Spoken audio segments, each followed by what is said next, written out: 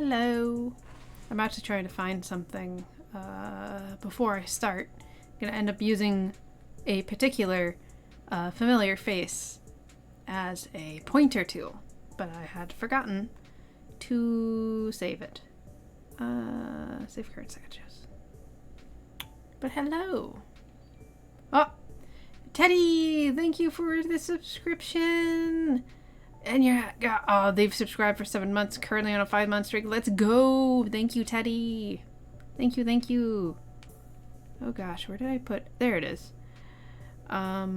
This I need to share. Save to device if I haven't already. Oh yeah, it's right there in the downloads. Never mind. Okay. But yeah, no. If you just popped in, I'm sending something to myself to use as a pointer. You'll know why eventually. But the stream, there we go. Sending that. Right. But I hope everyone's doing well. It's a late night stream for me. I had some D&D things that I was doing. Very fun, very pog. It was going through backstory for my character that I play in a campaign. Very, very fun. Alright, download that. That is in its own little PNG folder. It's gonna go in the Invicta folder because it's Invicta related.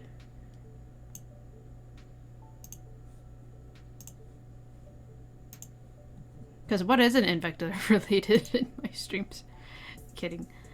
Image, source, new source, certain name pointer, and here we go. Oh, I need to look at the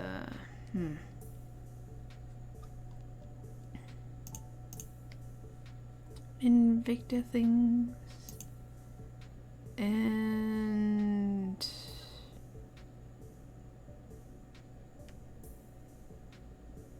where did I put it?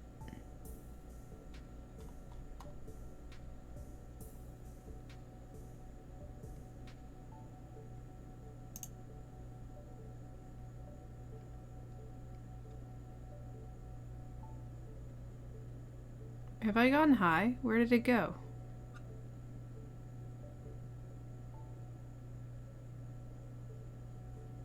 Is that it? Oh, it is. Good. Oh god, it's too big. What? Yeah, 7 months go by fast. Oh my god, it's so big. It's Kane. It's Kane Knight.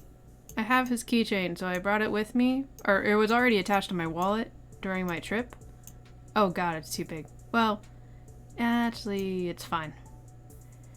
So, sit there for now. I'm gonna end up having to add you to another screen, but it's fine.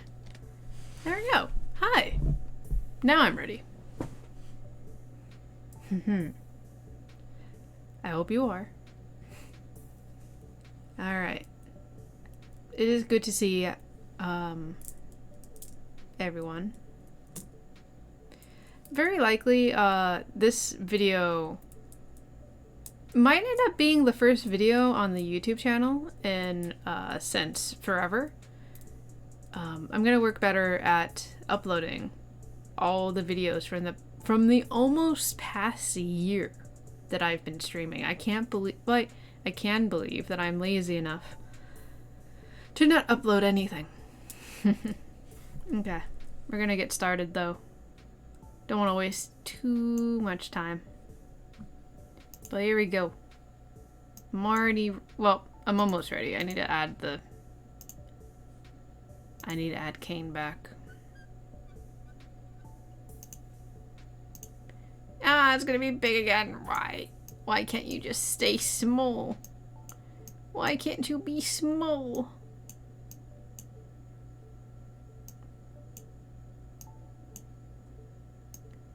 There we go. Alright, you're gonna be on my head. so I can point at things with you. Okay. Perfect. Alright. The Drago family's England advent. Do I want the background music on? I don't have any other music. I'll turn it down though. Alright. Let's begin.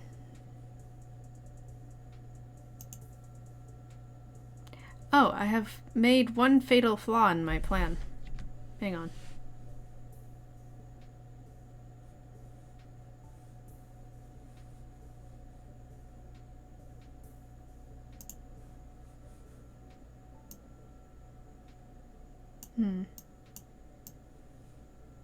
Put that over there. And the chats are virtually the same, so this works. Okay. The Drago family's England adventure.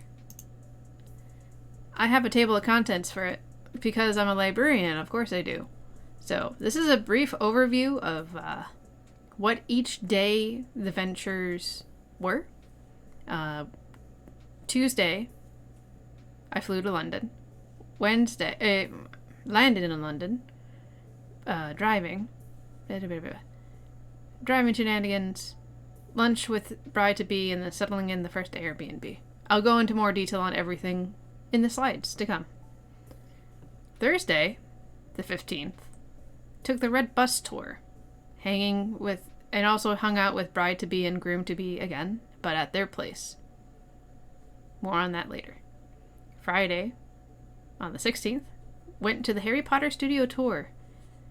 And also there was a pre-wedding party. For those of you that don't know, why did I even go to England in the first place?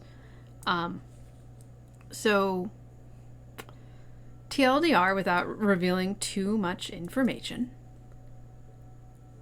for growing up, my mother wanted me and my sister to be introduced to more... I realize I'm going to be blocking some things on the screen. I wonder if I should just hide my VTuber model, but maybe I'll just move myself down. I did not rehearse this. We're gonna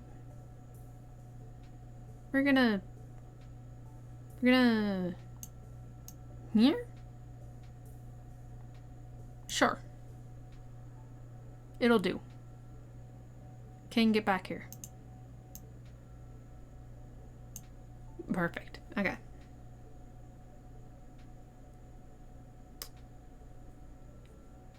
But yeah, Harry Potter, that's what the slides are for.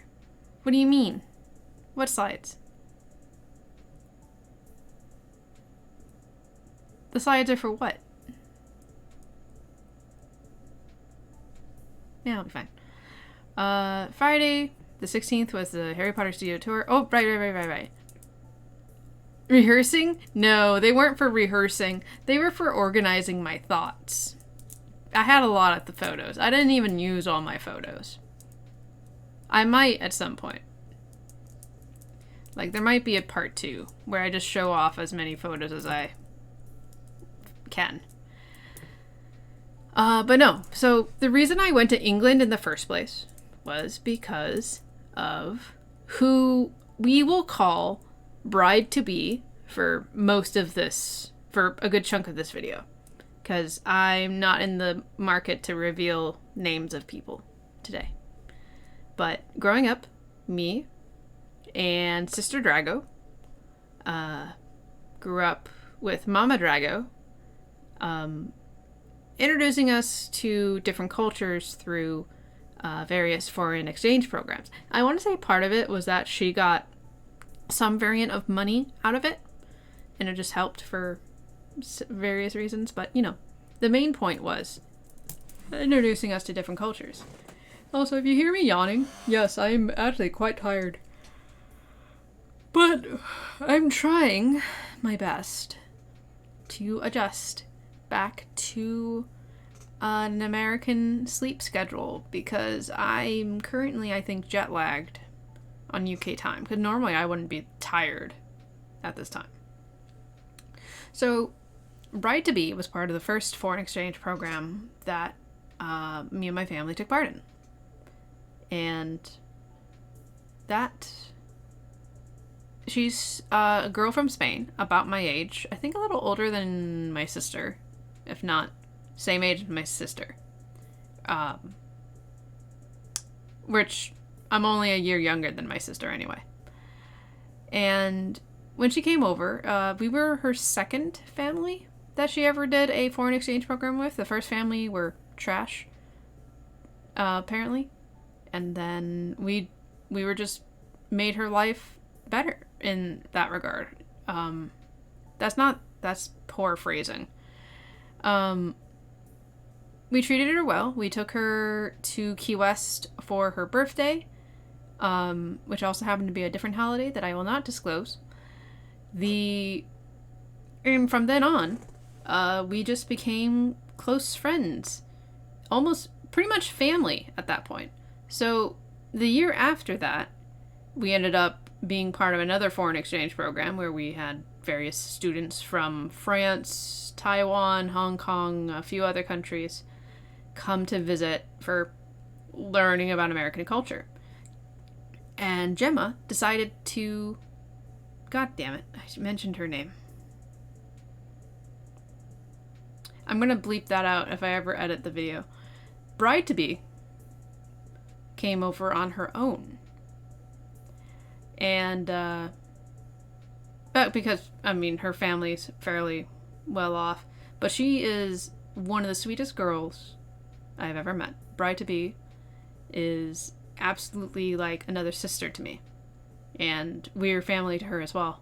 The year after that, me and my sister Drago, ended up visiting Bride to Be over in Spain. Visited Spain, visited France, visited Denmark. Fun venture had by all. And yeah, so we became close enough that for Bride to Be's wedding, that I, Mama Drago, Sister Drago, and of course the nephew came with as well. Of course he's met Bride to Be multiple times as well. Actually, the last time before this wedding that I had actually seen Bride to Be was... The last time I remember personally was when nephew was born. But I think 2 years after that, she came back to visit as well. But I don't remember it as well as I should. Knowing my memory is generally very good. Also, a side topic. Nephew. I've been meaning to try to come up with a nickname for nephew. Or maybe I just keep saying nephew, but I'm not sure yet. I don't know. Maybe I'll come up with something that sticks. So, yeah, the main purpose of going to England was to go to Bride to Be's wedding. So, as you can see, Wednesday, Thursday, Friday, Saturday. Nod. Nephew of Drago. Nod. Oh, that's clever. All right, we'll go with nod. Or, yeah, we'll go with nod. So the Wednesday, Thursday, Friday, Saturday, and then I actually didn't mention it, but Monday as well. Or I didn't mention it in the table of contents. Monday as well. We were fairly dedicated to visiting Bride to Be as often as possible because this trip is because of her. And we love her very much. More on those shenanigans later, though. So, where was I? Table of contents. Friday, Harry Potter studio tour, pre-wedding party. Saturday, the wedding. Sunday, AnimeCon UK was basically all I did. Monday, traveled from London to Salisbury. Checked into a second Airbnb. Tuesday the 20th, walked around Salisbury, and I It was the only time, really, that I had my own solo adventure of sorts. Most of the time, I was hanging out with the Drago family in some capacity, but I had my own little walks and adventures. Wednesday, and this is one of my favorite things, and this is probably my favorite day of the trip. The sunrise at Stonehenge. Oh, the stories I have to tell. And then we had a tea party. And also Chinese takeaway, but we'll get to that. Thursday, we took the Swanee Railway to Corfe Castle, saw the Jurassic Coast, and I need to move my head. I need to move Kane as well. Seaside shenanigans. You'll see. You'll see what I mean by that. I'm actually going to put Kane right here. No, I'm not. I'm going to put him in the corner. Over here. No, I'm going to put him in the corner. No. You need to stay there. And then Friday, we traveled back home. Alright. Let's continue. So, starting off the story with Tuesday, the 13th. There are no photos from this day, but I do have some stories. We ended up leaving from the airport about 9 p.m. Eastern Standard Time. The highlight moments there weren't really many highlight moments for before the flight, besides I will circle back to this on the last day, but the car park that we decided to leave my mother's car at, so that we could get to the airport and leave the car there and not have to worry about getting rides from anyone else. I would not recommend that car park. It all has to do with Friday, but the Tuesday was when we dropped the car off. So, just foreshadowing there. The flight itself was good, because there were 4 of us. Me, Sister Drago, Mama Drago, and Nod.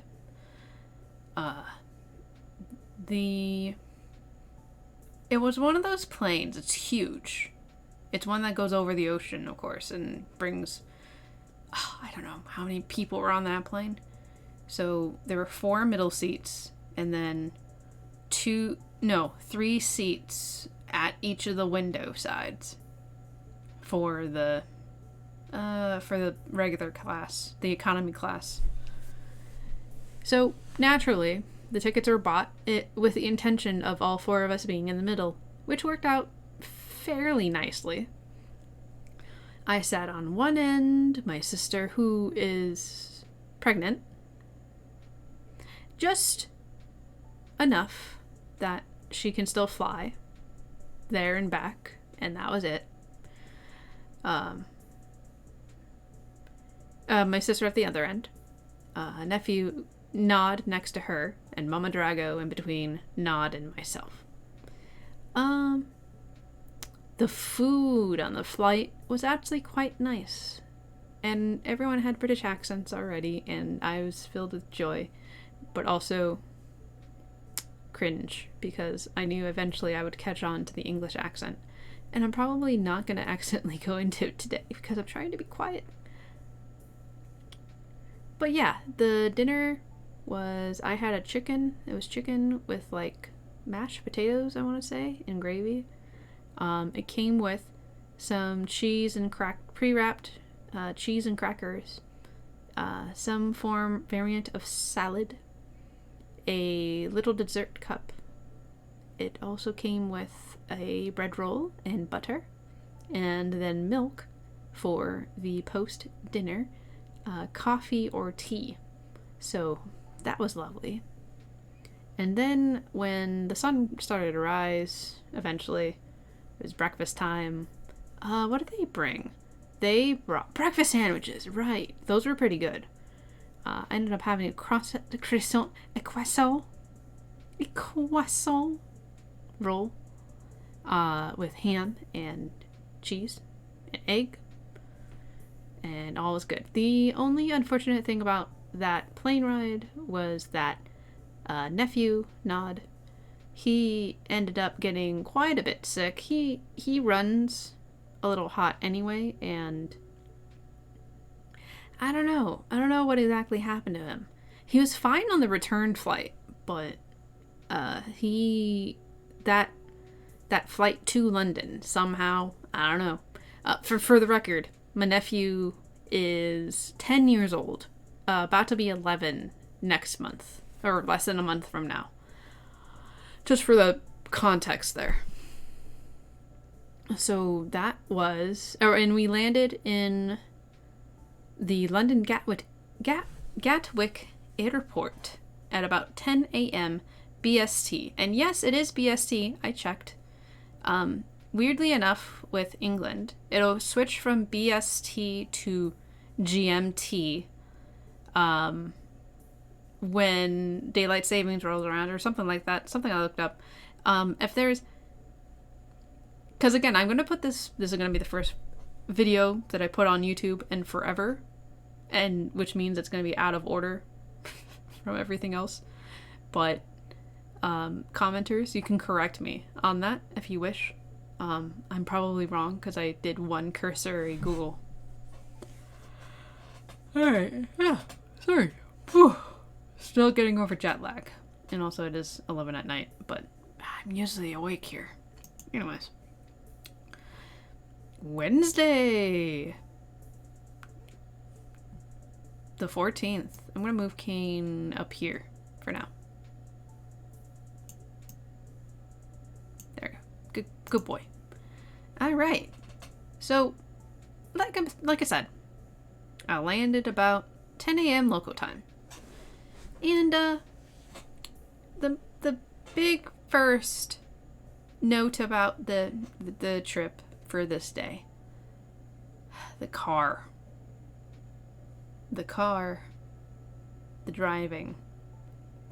Okay, so let me explain something. Originally, we did not have the plan for the rental car in regards to this trip. You know, everything was like, oh, or they take the train, blah, blah, blah, blah. Well, there was some miscommunications about, I was originally going to go to AnimeCon UK by myself, and I had already booked my train tickets and all that, but communication errors occurred, and I refunded those tickets and could not buy them back, sadly. However, ultimately, this ended up being a good thing. My mother ended up getting a rental car. They charged her double for no real reason. But, you know, it was kind of worth it because trains are expensive. Alright. The car ride, though. The car ride to get to... We were originally going to go to the Airbnb right away and check in early. But we realized the timetables for seeing bride-to-be at a little lunch was mismatched. So, chaos ensues. Not only is it... Okay, my mother, Mama Drago, she is lovely. I love her to death. She's a great driver. She wasn't a great driver this day. She did her best. And I will say, over the course of the trip, the driving got better and better. I got less panicked about the whole thing, but things that we did not know, or things that got better over time. The car was a manual, and only my mother knows how to drive a manual, because me and my sister were taught automatic, and that was it. So even if we wanted to take turns driving, we couldn't. Not for any sort of foreseeable reason. The one thing that we didn't know about with the car, and we thought, like me and my sister, we thought that, why is she keep swerving to the left? Why does she almost keep hitting the curbs and the cars in the bushes and going over the lane? Well, let me tell you some knowledge that I've learned from an old parking man in London. His name is Lawrence, spelt with a U. Good old Lawrence, he says, cars in England come with a lane assist feature. You heard that correctly. A lane assist feature. Because the lanes in England are much skinnier than in the States. They are maybe 7 feet wide. Actually, probably more like 6 feet, 6 inches wide, something like that. Or somewhere around there. Very, very skinny. It felt like we were always stuck between lanes and such. But again, eventually the driving got better. I will say one highlight story. So yes, my mother did hit a few curbs. She never hit any cars. She hit like one, scraped a wall getting out of a parking garage, which caused the paint to be damaged. But no one was injured. No people. And the car, other than the scrapes, was not dented. But the funniest thing was during this Wednesday, she ended up hitting... So one thing we didn't realize is that some lanes are very skinny. Like, so skinny that you have to, like, thread the needle just exactly to be able to get into the lane. And it was basically like curb, the lane is there. And it was right in front of a high school, I want to say. And so there were kids just getting out of school. They were at the bus stop. And my mom goes to turn. First off, I think she almost accidentally went into the wrong lane. Or the wrong side of the road. She didn't do that very often. But I was there. But then she hit the curb. It was a big, like, dramatic run over the curb. No one was injured. But I did see the kids were all freaking out in excitement about, ooh, someone hit the curb. Oh, probably made their day, honestly. But, everyone's fine. Everyone is good in regards to that. And that'll be the only time I mention the driving in London, in England.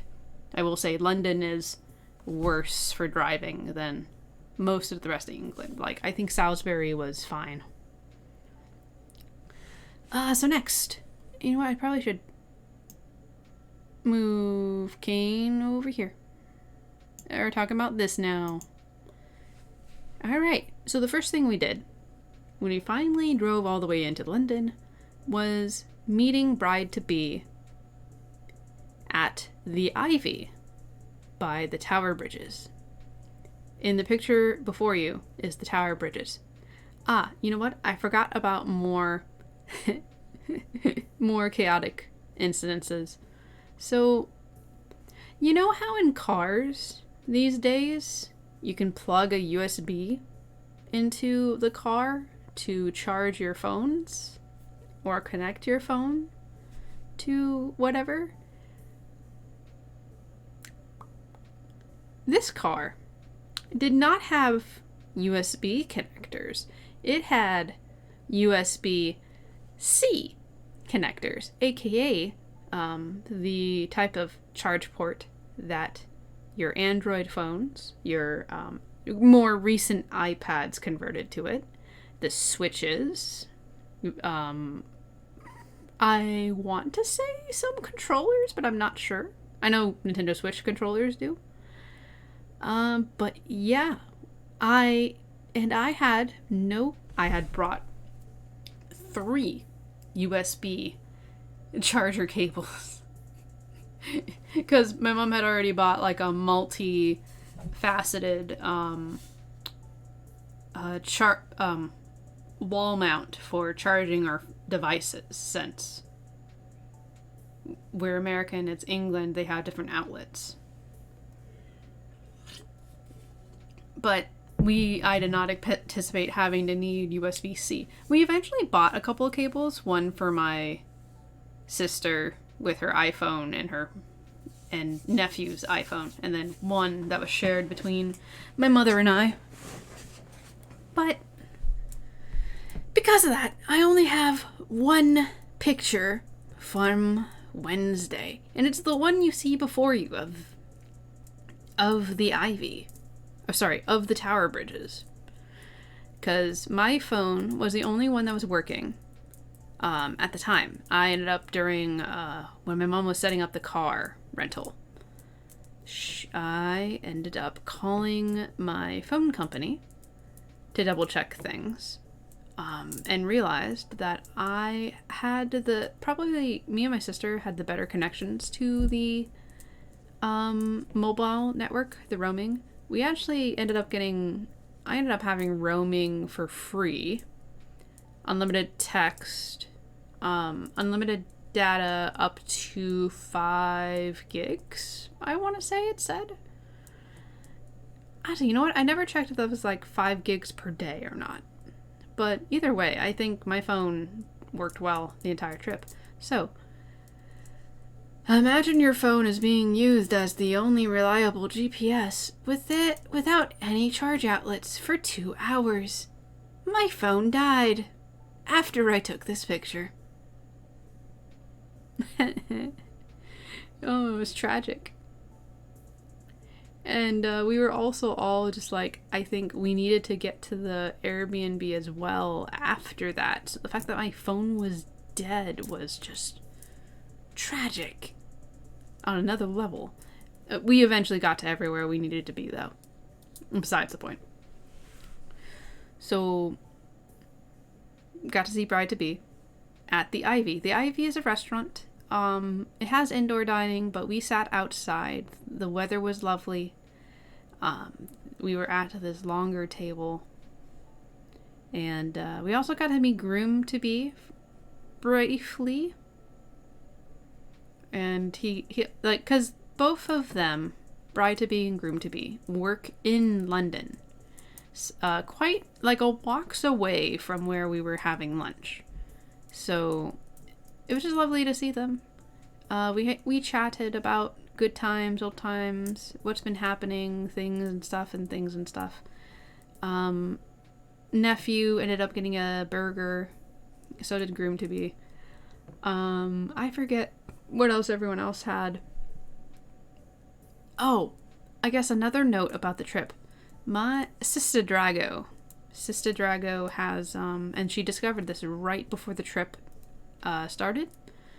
She has a particular kind of diabetes that only exists during pregnancy. I forget, gestational? I'm gonna have to look it up. But yeah, no. Her food was a tad bit of a struggle, but she managed it really well, honestly. Like, I'm proud of her. She's always been kind of impulsive in regards to like bread and carbs and things, but she's paying heed. She's taking the care. But I ended up having, and you'll see it here, I decided to have a per day. I didn't do the Tuesday, but per day. Oh no. Kane. There we go. Per day, I decided to have a best food of the day segment. Because I ended up having some really good food every day, honestly. And, the Ivy's, again, my phone was dead, so there was no picture of this. But the Fancy Shepherd's Pie, I rate an 8 out of 10. How would I describe it?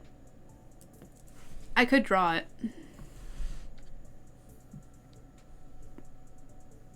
but I won't. But basically, think of a shepherd's pie, if you know what it is. Shepherd's pie is like, we Americans, or the traditional British pie, the whole video is just going to be a reposition of the keychain. It is. Absolutely. Where's the keychain? Oh, you'll see why I have the keychain there in a hot second. If you've been paying attention to my Twitter, you'll know as well. But the shepherd's pie, it was a shepherd's pie. It was beef on the bottom. There was some veggie in it, I think, and then mashed potatoes on top. And, you know, that's the simplest way to explain it. But imagine that it is a perfect circle. Like, it's a perfect circle looking thing. And it almost looks like the mashed potatoes are, quote unquote, piped on top. Like icing would be topped on a cake. Hey, yo, what's up? First time chatter. Oh,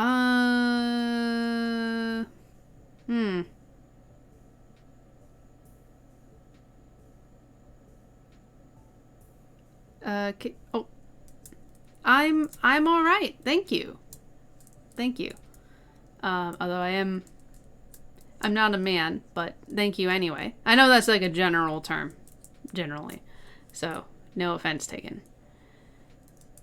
But you know, the shepherd's pie was good. Oh, and the other part was when the person presented the dish, he also poured this like sauce into the dish. So it was sitting in the shepherd's pie was sitting in a pool of like gravy, basically. You call everyone, man? Sorry about that. No worries. No worries. But yeah, thank you for stopping by though. Currently I'm going over my England adventure that I just had. And this will end up being a VOD in the future, so that others of my community of the knowledge seekers can enjoy. I should introduce myself. I'm Hattie Drago, Dream Eater Dragon of Knowledge, and normally I'm in the Wealth of Knowledge Library, which is what I, in general, call my streams. It was fun. It was very fun. I had a lot of experiences in England that I definitely had not had before, and got to explore a lot. We'll get to all of it. This is very early on. Like Wednesday the 14th was my first day fully in England proper. It's when me and the Drago family landed. Alright. So yes, the fancy shepherd's pie was very, very good. I rated it 8 out of 10. It was good. It wasn't amazing, but it was good.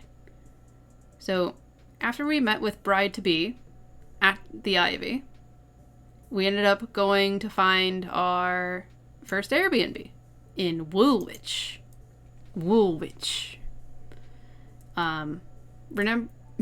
that for later. Woolwich is actually kind of important for the story later on. But so we ended up being on a pretty active street in a flat owned by a gent. And it was good. Like, the design of the flat was spot on. I would say aesthetically, it looked very nice. From the aesthetic standpoint, I would live in a flat like it. However, it had some hang-ups. None of the furniture was really that comfortable, honestly. I slept on the couch one night, and I don't know what it is about couches in England, or maybe it's because they're IKEA couches, but every couch that I sat on or laid on, it would sink, no matter if it was like laying down on the couch or sitting on the couch. So during my sleep, the couch, I would hit the bar of it. Like, my back would hit the bar. And I'm level 31, my dudes, my friends, knowledge seekers. I'm level 31. I have many aches and pains. I did not need a backache. I ended up taking the bed, one of the beds most of the time at that Airbnb though. The bed was okay, but not much better. I want to say I probably got a bunch of bed bug bites from the bed I was in. But the bed was very hard. It didn't sink at all. I got decent sleep, but it could have been better. And then I think there were some things wrong with the floor. It wasn't really well equipped. Like there wasn't any basic necessities. Like there wasn't a lot of toilet paper. And there's 4 of us there, right? It was me, Mama Drago, Sister Drago, and nephew. So yeah, I just felt like there wasn't a lot in there. And the street that it was on was kind of gross, but it did have a lot of things nearby that we'll get to further in the story. So yeah, that was the first day. TLDR, landed, car ride shenanigans, met up with bride-to-be at a restaurant for lunch, and checked into our first Airbnb. We'll move on then. Thursday, 9:15. Hey, there he is. There he is. He's right here. So this is the reason why I have the keychain as kind of a pointer. I ended up deciding, actually, this isn't the first photo I took with the keychain. For those of you that don't know, this is Cane Knight, 1/5 of Invicto, Royal Knight of His Majesty. And he is my VTuber Oshi. I quite enjoy him very much. And so when the moment arrived to get a keychain of him, I jumped at it. And I took him on all my adventures in England and got a few pictures. So you'll see those throughout the video, throughout the presentation. So yeah, the main bit is that I took the red bus tour through London. We'll get to the photos in a second. But the red bus tour, basically in London, it's your classic scenario of you get on a double-decker bus, the top is open air, you take pictures of a bunch of the stuff going by while you're driving around going wherever you want. And you can get off of the bus to stop at places and get back on the bus so long as it's all in the same day to visit multiple locations. It was quite the ride, literally. So I'll explain more when we get to photos about the experience overall. But basically, we didn't really make that many stops. We hopped off at one point. My Mama Drago, she loves horses. So when we passed by the Cavalry Academy, we had to stop. And we also stopped to go to a little cafe that was right nearby. So we hopped off. We visited the cafe first. I had a Spanish latte. Nephew, who's 10, ended up having some kind of dessert. And yeah, just chilled there. Then we went over the Cavalry Academy, saw the horses, saw the changing of the guard, walked in, and we saw this big old field where they do jousts. And then we got back on the bus eventually. Now, this one's a doozy. So, had to hop. I'm going to read it verbatim, and then I'll explain a little bit. Had to hop off early. Sorry, actually, I grammatically spelt this all wrong.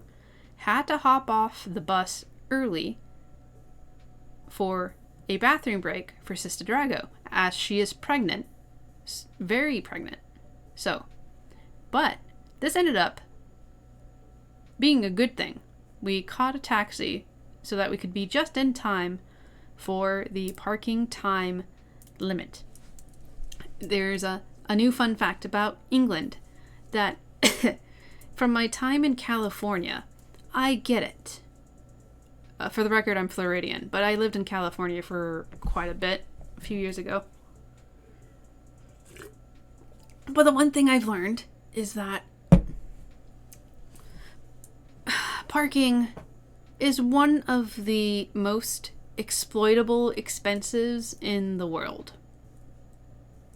What I mean by that, for England, is that parking is almost never free. You have to actually plan your parking. There's so many short-term parkings that only last 2 hours. Or you'll end up timing the parking wrong and not give yourself enough hours. So yeah, we were thankfully able to get there right on time, and Sir Lawrence of the parking garage did not give us a fine for being there for a little extra longer as we were setting up to leave. And then the last bit of that day, of Thursday, was going to visit. Pardon. Oh, I'm not used to talking this much, I guess. Or at least not recently. I haven't been streaming. But more on that later. We went to visit bride-to-be and groom-to-be at their place. They've been living together for quite a bit, actually. And this is one of those marriages that was like, oh, we've been together for so long anyway. Might as well type of marriages. And we met their lovely cat, Jasper, who I do have a photo of. And we had some dinner at their place. My nephew was quite smitten with the cat. The cat is not so much. I think my nephew really loves cute things. But I don't know if he quite understands how cats work. You know, how they like their own space, how they prefer if you don't just like mess with them constantly, that type of thing.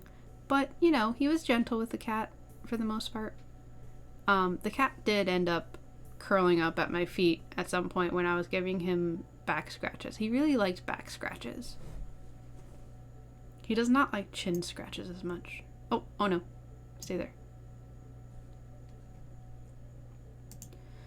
And then, to mention my food of the day, I did not take a picture of this because I didn't think about it. But the best food of the day was the bride-to-be's homemade fajitas. I only had one, but you can't go wrong with some meat, some veggies, and some cheese in a tortilla.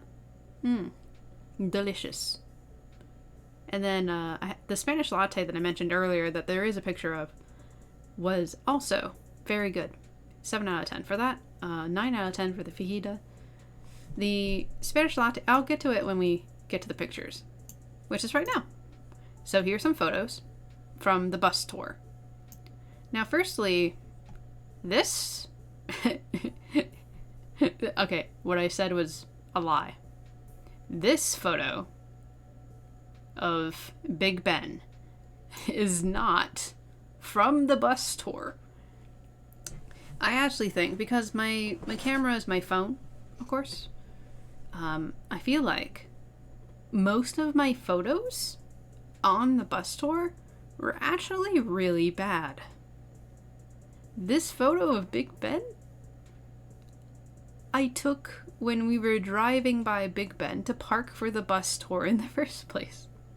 And it's my best photo of Big Ben out of all of them. So naturally I put it in here. But it is huge. Like, honestly, seeing it in person, it is a massive clock tower. I can understand why, like, people gravitate towards it as being, like, an iconic symbol. And then, again, I didn't like a lot of photos during the tour. we'd pass by so many things. We passed by Trafalgar Square, but they were setting up for a concert, so it looked bad. I had a good amount of shots that were of just the different streets and their flags and a bunch of other things, but everything looked so bad. Either zooming in wouldn't do it justice, or either way. I did like seeing all these phone booths, though. Fun fact. Public phone booths. There are still some that exist in London, but a lot of them have been converted into defibrillators, which is interesting. And here we have Pride. We love everyone in this house. I'm personally an ally. Sometimes I wish I was bi, but I'm not. But I am an ally through and through. And this was actually a really good picture too. I loved seeing these flags. There was a whole street strung with multiples of this. And a bunch of stores as well. So, London be proud. Moving on. This is the Spanish latte. Now, as you can see, there is milk at the bottom. I want to say it was just a cream. There is probably espresso on top. That's a fun fact. So, England does not have, and this is actually important for most of Europe, if you ever go to Europe at all. If you order just a coffee, you might end up confusing folks. What you need to order is an Americano. Because you're American. No, that's not why. So, you ask for Americano. Sorry. You're going to get one of two things. You're either going to get what we associate as Americano here in like Starbucks in the States, which is espresso and hot water. And that is true. That is generally like the best option for if you're not a latte person or you're not a straight espresso person. That's the best you're going to get is watered down espresso. Or some places do have a variant of brewed coffee. I've seen it at different places, but they still call it an Americano. So, fun fact there. So the Spanish latte, right? It's the cream. And I want to say the technique that they decided to use was the slow pour technique. I didn't watch them make it. I actually had to use the restroom, which was underground. That was another big thing, was a lot of the restrooms are either underground or second floors. So you take a spoon and you have the espresso pour slowly and it'll sit on top of milk. TLDR. And then that foam that's on top is made of condensed milk. So it is very sweet. Enough about coffee and my barista PTSD. So over here, this is the building that is the Cavalry Academy. And when I say cavalry, I really do mean cavalry. Horseback riders. Beware, horses may kick or bite. Thank you. Warning sign.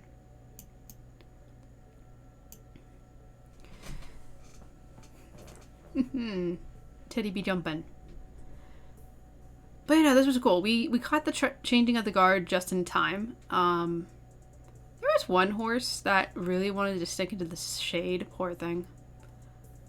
Damn,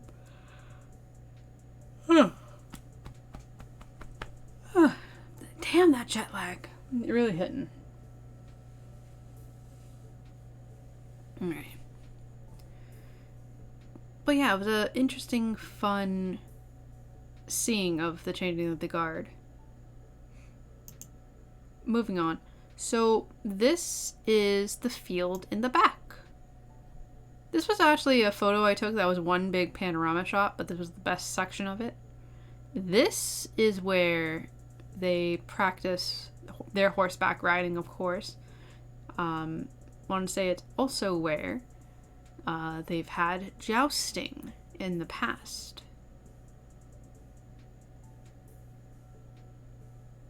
It's a big old field. Didn't go all the way down, but it was fun. And I thought this was a nice shot. Other views of the red bus that I liked. I got to see the Demon Barber of Fleet Street. Ah! And it was next to a KFC. No joke. This is a real thing. I'd have to full on Google it, but it is. Oh. It is like officially an attraction as part of the tour, so I was just excited to. If you don't know, Sweeney Todd is a musical that also has a musical movie that stars Johnny Depp. About a barber who ended up being a mass murderer. So this had me excited. The bottom one here. This is, oh gosh, I'm gonna butcher the name. This one I'm Googling.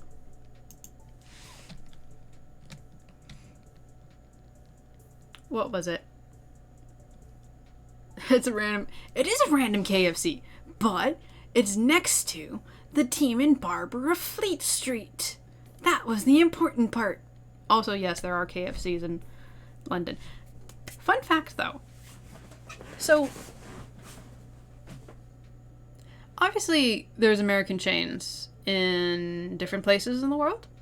On the street that we were staying at in London, in Woolwich, there was a McDonald's.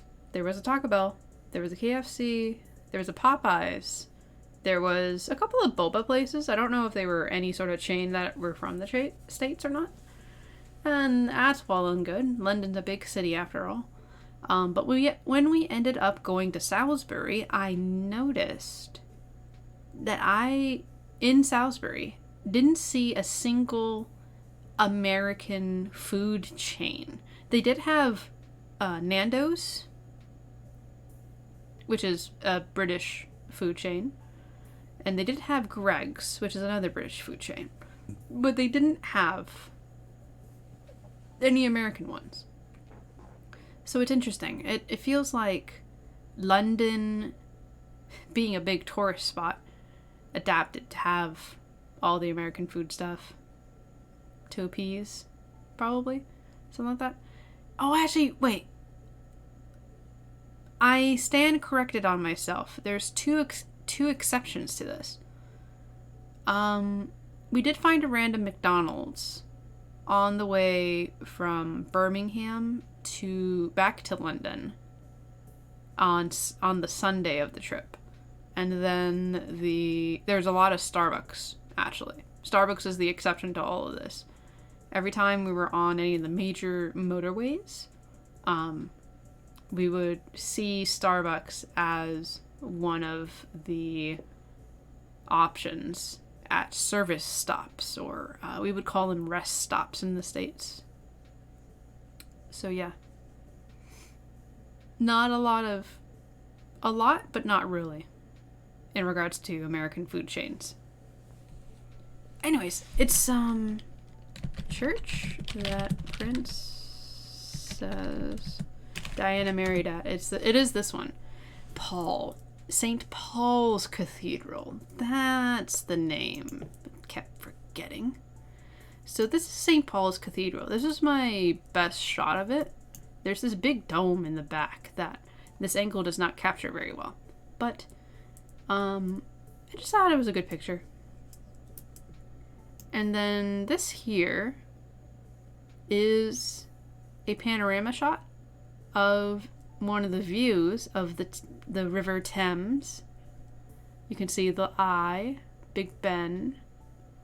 And over here somewhere is the office building for bride-to-be, funny enough.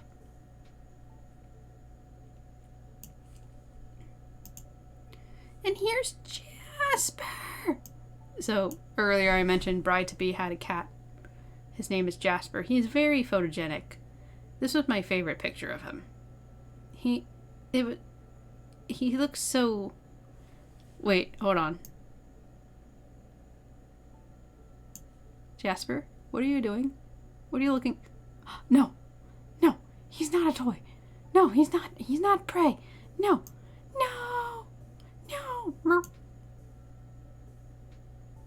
And then Cain dies. The end.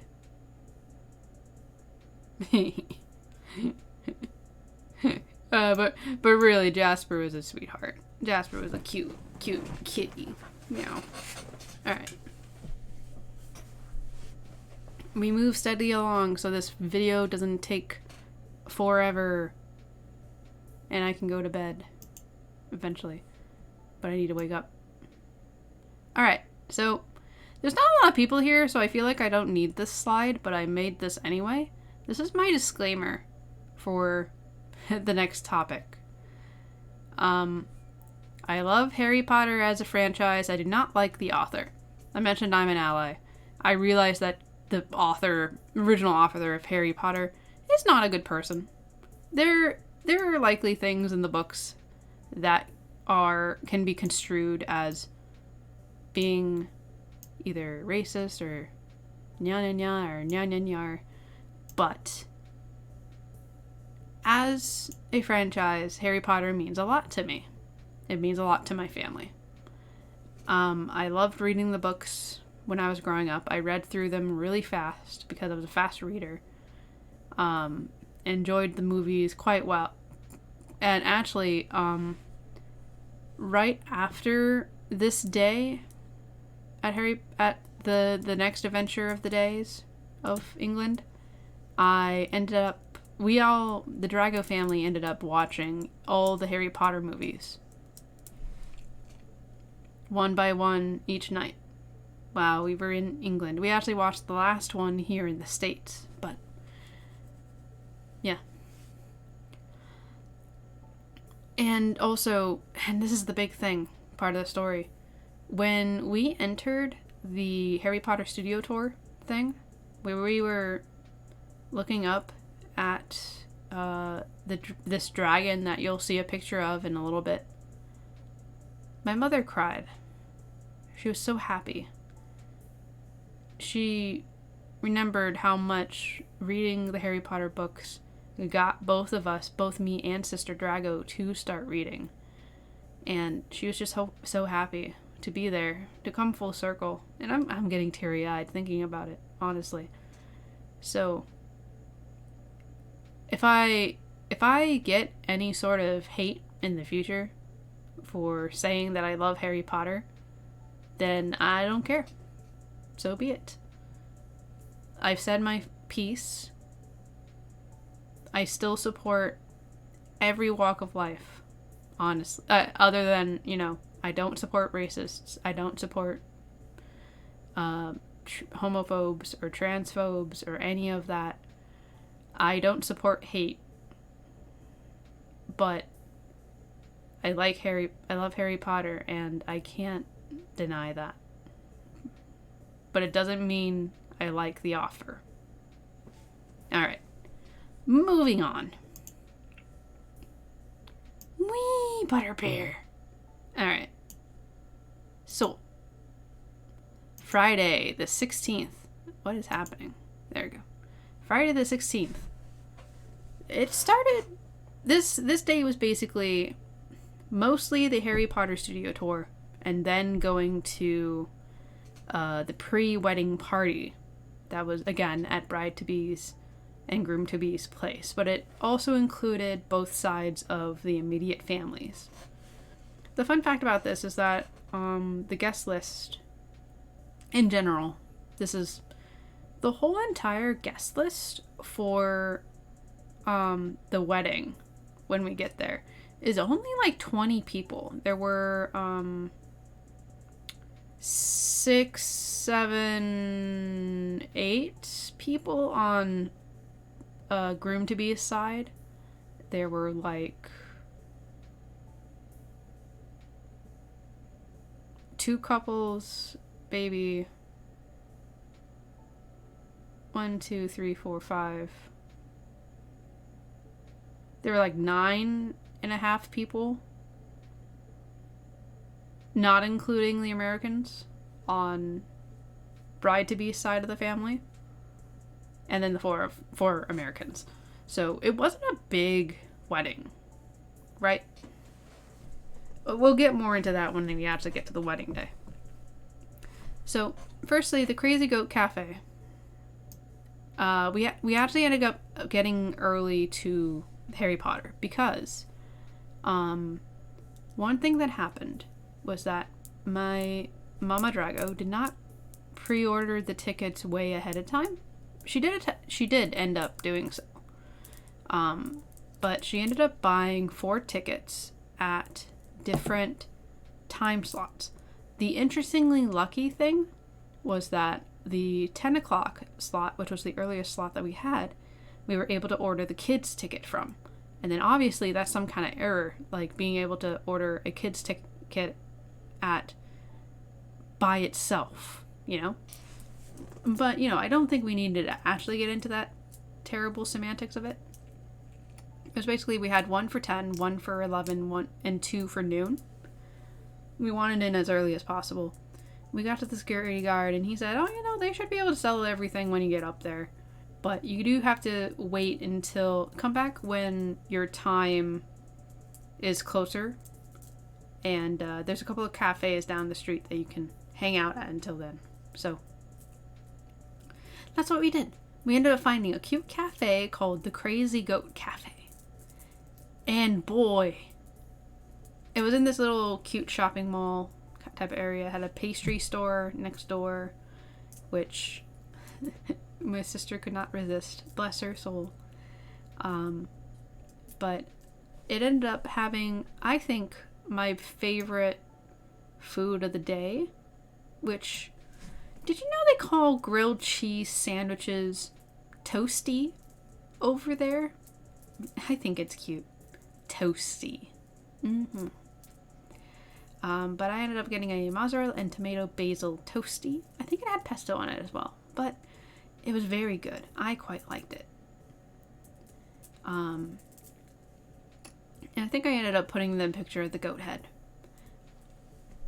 I rated the toasty 8 out of 10. Now, the Harry Potter tour. I'll get into more detail with the photos, but overall, if you enjoy Harry Potter, or if you enjoy seeing how movie magic works, not just Harry Potter magic, but movie magic, I highly recommend this studio tour. It was a very worthwhile experience. Plus, you can get butterbeer and get... I have this mug now. This is mine. This plastic mug is mine. Forever.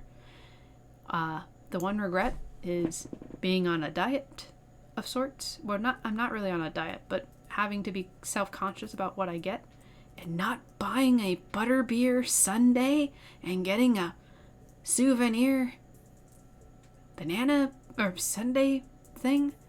I don't know. The mug was enough, though. And then after the Harry Potter, we went back to the married-to-be's place for pre-wedding party. Ended up having most of the people that were going to the wedding. I think there were like maybe 1 couple or 2 couples that were missing, that were from the groom-to-be side. But it didn't really matter that much. And for the most part, that pre-wedding party had just, you know, your general snack food. Not, I say this. So, bride-to-be is Spanish. Spain is known for their tapas. They're also known for their light dinners. This was basically a dinner. It had meat and crackers and cheese, chicken nuggies for the 10-year-old and the babby, Spanish omelets, which I put down here as like my close second in regards to best food of the day. Because a story I have, back when I went to Spain, bride-to-be's father made us Spanish omelets, and they were quite good. I really liked them. So there's that. Alright, moving on. I did not put a picture of the goat head. Oh well. Harry Potter! Okay, so you go in. You walk in, right? And you're greeted by this giant dragon in the sky. This is the dragon from the 8th movie, the 7 Part 2 movie. The one that's in Gringotts Bank. And the trio help... Oh, sorry, spoilers for Harry Potter. You had years. But this was a huge, huge piece. I kind of wonder why it exists. So, the Harry Potter Studio Tour, if you don't know, this is not Universal Studios. This is not a theme park. This is looking at actual props, actual stage pieces for the movie. And I'm wondering if the dragon here was either made for this studio tour, did that have something impressive in the studio? Or if it was made already as like a size concepting. I'm not sure. So you enter there. You're put through this hallway and you're shown a little video presentation. And after the video presentations are done, you enter the Great Hall. I don't have a lot of good pictures of the Great Hall. Honestly, there was way too many people. It was one of those things as well. Kind of think of the Haunted Mansion in regards to this part. But getting into the Great Hall is like the actual only tour part of the place where you're being guided through it. And eventually everyone had to be escorted out of the Great Hall so that the new round of people could enter the Great Hall and experience it. They had the candles that were floating on the wires, which they only ever did that for the first movie, either the first one or the first two, before they switched to CGI. So that was cool to see. They had different braziers with the houses. They had the different uniforms, the different important set pieces. I want to say I saw the diadem. That's from part 7. Or sorry, 7 part 2. But I thought it was impressive. We got to see all these outfits. So Hagrid, Snape, Dumbledore, what's his face? McGonagall. And then here are just a small assortment of highlights for me. I took way too many photos. I had to narrow this down. You have Dumbledore's office door, Fox. Yeah, Marie, Hagrid really is just a beast on his own. He is. I have some fun facts about that, but we'll get to it when we get to a certain photo. This is the skeleton that the little pixies mess with in the second movie. The invisibility cloak. And yes, here's the movie magic. The invisibility cloak is a green screen. Honestly, I don't know why I didn't think about that before. But yeah, no. The invisibility cloak, in regards to the movie magic, is a real invisibility cloak. One side is the actual fabric, the other side is green. And then you have the Tri-Wizard Cup up here. But there's so much. You enter, you go from the Great Hall, and basically the rest of the studio tour is your oyster. You can go back and forth and such, but although it's a very long walk, so you take it in chunks. The first bit had a lot of... You know what? I need to open my phone. Talk about this. Green is invisible to the human eye, so translated into frame. You are correct. I need to actually, open my photos so that I can kind of follow along with some of the photos that I did not put in the presentation, because I had way too many photos. I'd be here all day. I already feel like I'm going to be here all day with trying to find the photos in the first place. I took a lot of photos for the trip in general. But yeah, they had different... I have a couple of these, but they did have different setups for the dormitories. Like I think it's on the next page, actually. Okay, no. But this is... Okay, so... This was another movie trick that the guide people... Because there was a bunch of people there that you could ask them any questions that you had. And they would answer best to their knowledge on how the different various movie magics were.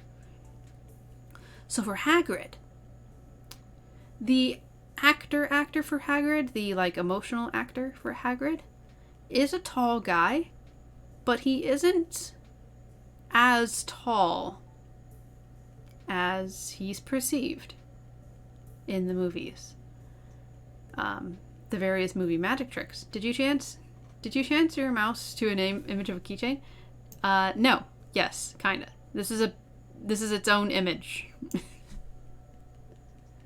This is its own image that I'm using as a pointer, as part of conversation. And I'm continuing to swipe on my phone to try to get to all the Harry Potter video photos so I can better explain all the things that I saw.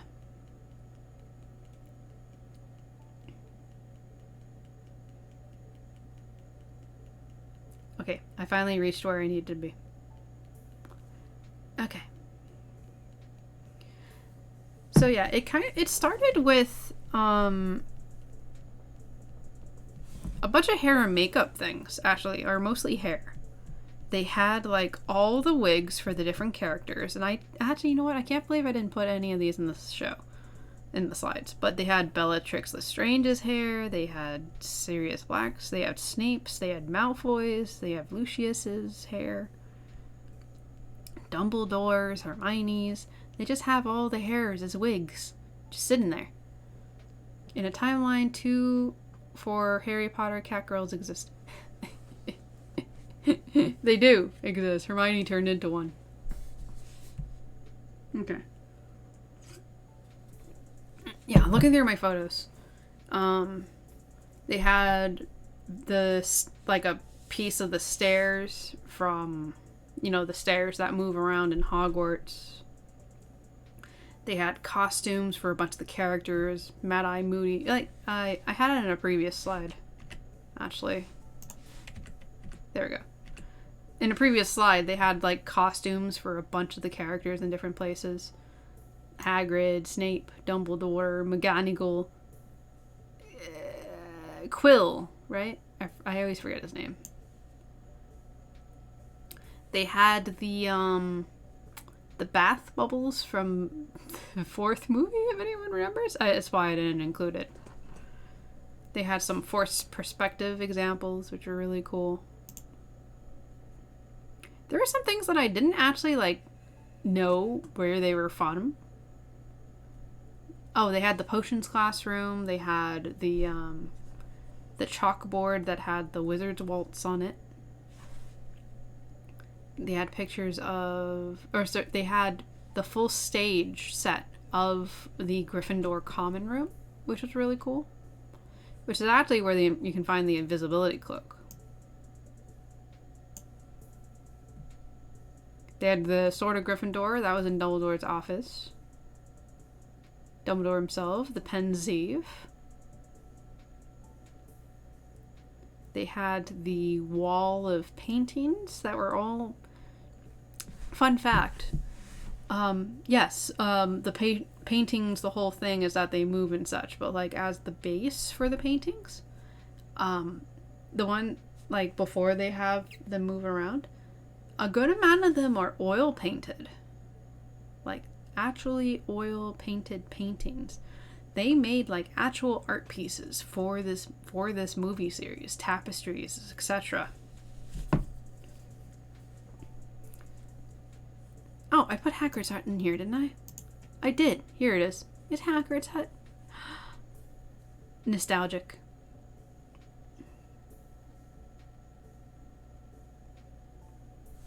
Green screen would have been better.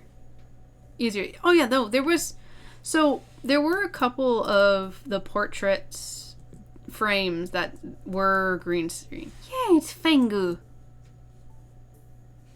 Alright, real quick. Going back here though. So I want to point something out with this. You see how this motorbike and this motorbike were different sizes?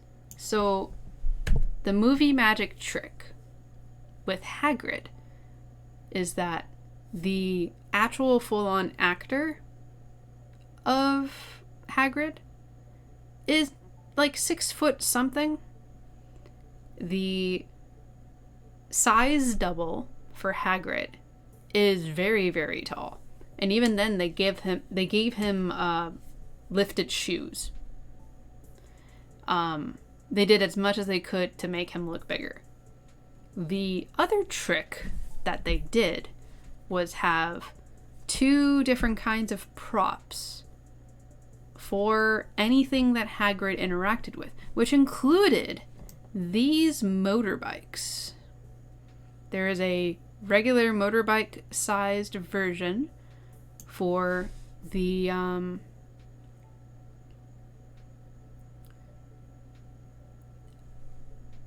for any other actor that was interacting with the motorbike. Like, you know, in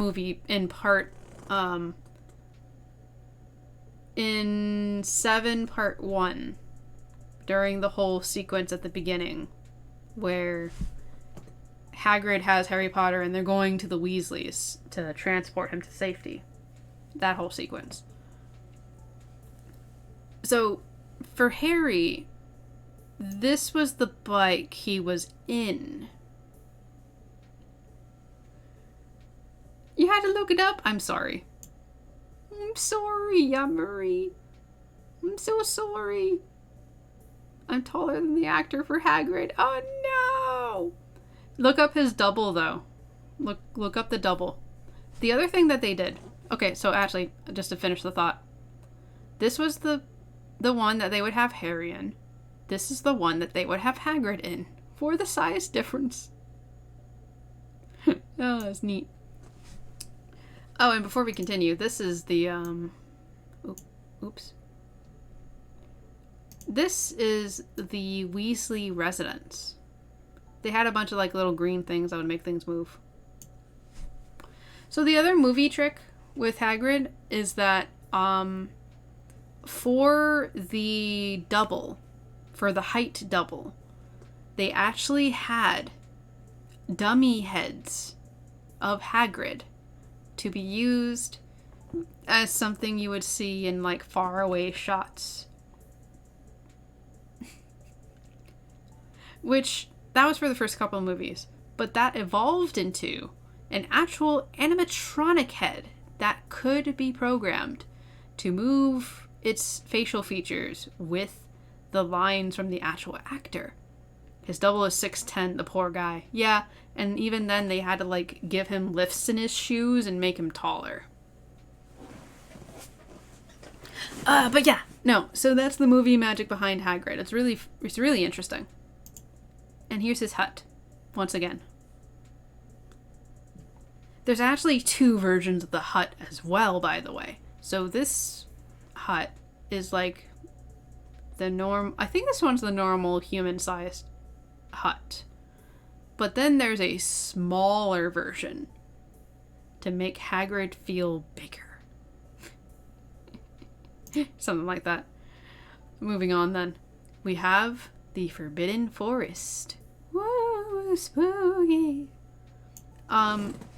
So they end up having, here's the centaur over here in the forest, very spooky, with the mushrooms. Very spooky. And then they have Buckbeak in here. Buckbeak was an animatronic. He was moving back and forth. He would bow on occasion. I actually had a moment, I wish I filmed it, where I bowed and it bowed back, and it was very cool. It also had thunder and light effects going on. Or, sorry, the forest itself had thunder and lightning effects going on. And what I didn't add is that they do have an animatronic of Aragog the spider, but my camera is not that good in darkness. Like, these two photos are good because there's enough light, but there was never enough light with Aragog to get a good picture. And then, like, on occasion, he would come out of his little hidey hole, and then more spiders would drop from the ceiling. I'm sorry for any arachnophobes in the audience. If you go to Harry Potter World, or sorry, not Harry Potter World, if you happen to go to the Harry Potter studio tour in England, speed through the Forbidden Forest section if you're an arachnophobe, specifically. Alright, moving on.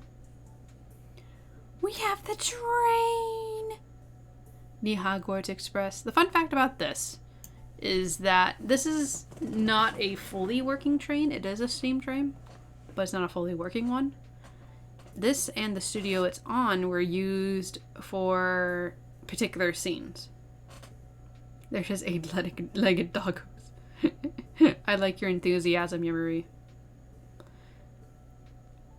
But yeah, this train is here forever, and you can walk up the steps into the train, and you see the multiple cars, which most of them have bad lighting, but they all have little Easter eggs, as did previous movies. And you have this nice shot of these mannequins sitting amongst all this candy. Ain't that right, Kane? One detail that I think I deleted the photo for, but is relevant. So obviously I was on vacation, so I bought souvenirs. My most expensive souvenir I am actually wearing right now. It's very comfy. So in this place, in the Harry Potter Studio Tour location, there are actually multiple souvenir stores that are littered throughout the walk. And and the one that I came across first, and I think it's the first one in general, I want to say it was right after the Forbidden Forest, but it felt like just a quaint little place. But the big thing I noticed was Harry Potter anime goods. Now let me actually find this photo so that one can Google it. Oh right, a lot of photos that I didn't showcase. There's the Black family mural, the meeting in part 7 part 1, the sneak. I did add Dementor later. Right, okay. So, to celebrate the opening of Warner Brothers Studio Tour Tokyo in 2023, which is happening either the end of this month or the end of next month, according to the curators at the London one, we have created a range of beautiful products collaborating with the Japanese illustrator Yogisya. So yeah, there's a bunch of Harry Potter anime merch now. Like, officially. Oh, officially. You could probably look this up and see it for yourself. But I was thinking long and hard about it. I even asked the cast registers, like, hey, so when you say this is exclusive to this store, you mean this store during the tour? And she did, yes. There are different stores in Studio Tour that have unique products. And the anime products were only in that store. And so I was thinking long and hard about it. I knew I wanted at least one souvenir from the Harry Potter Studio Tour.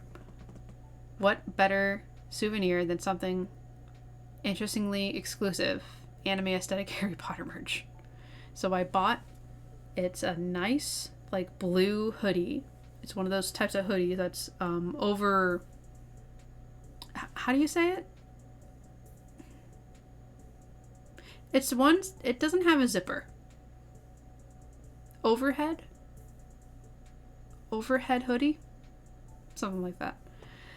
And it's got a lovely little stitching of the snitch, the golden snitch, on the where your heart is. And then on the back is a lovely illustration of the main three, Drago and Luna Lovegood. I forget if there's anyone else on the back there. There's lovely artwork. I don't know how long those products will be there, but it was a good buy. And then by the time I reached the gift shop, that was like all the way at the end of the tour, my family was already like rushing to leave to get to the next thing we were doing. So it was good that I bought it when I did.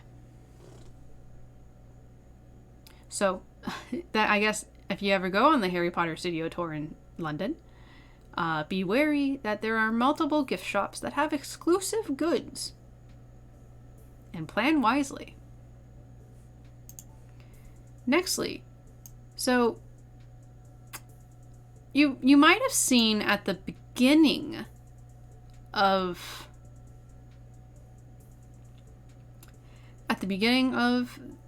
this section where, actually, I'll go back real quick.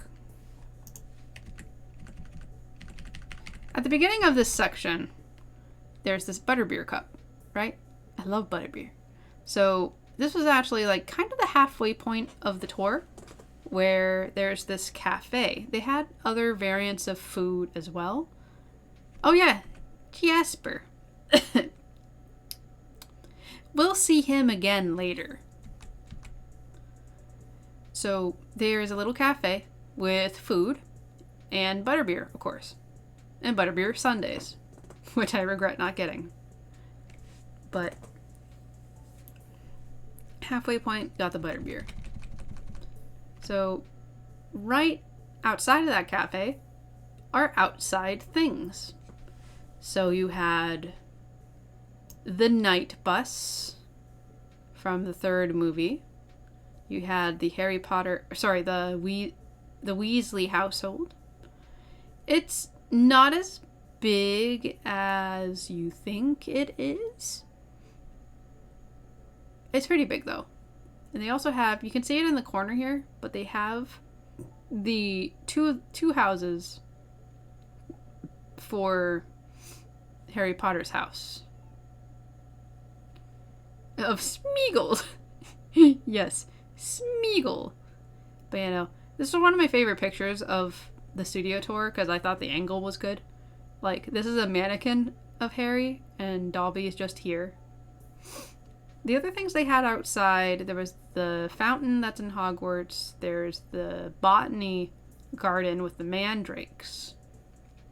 There was also the motorbike and car. The motorbike, Hagrid's motorbike that you could sit on and take pictures on, and then the car from the flying car. You could sit in there.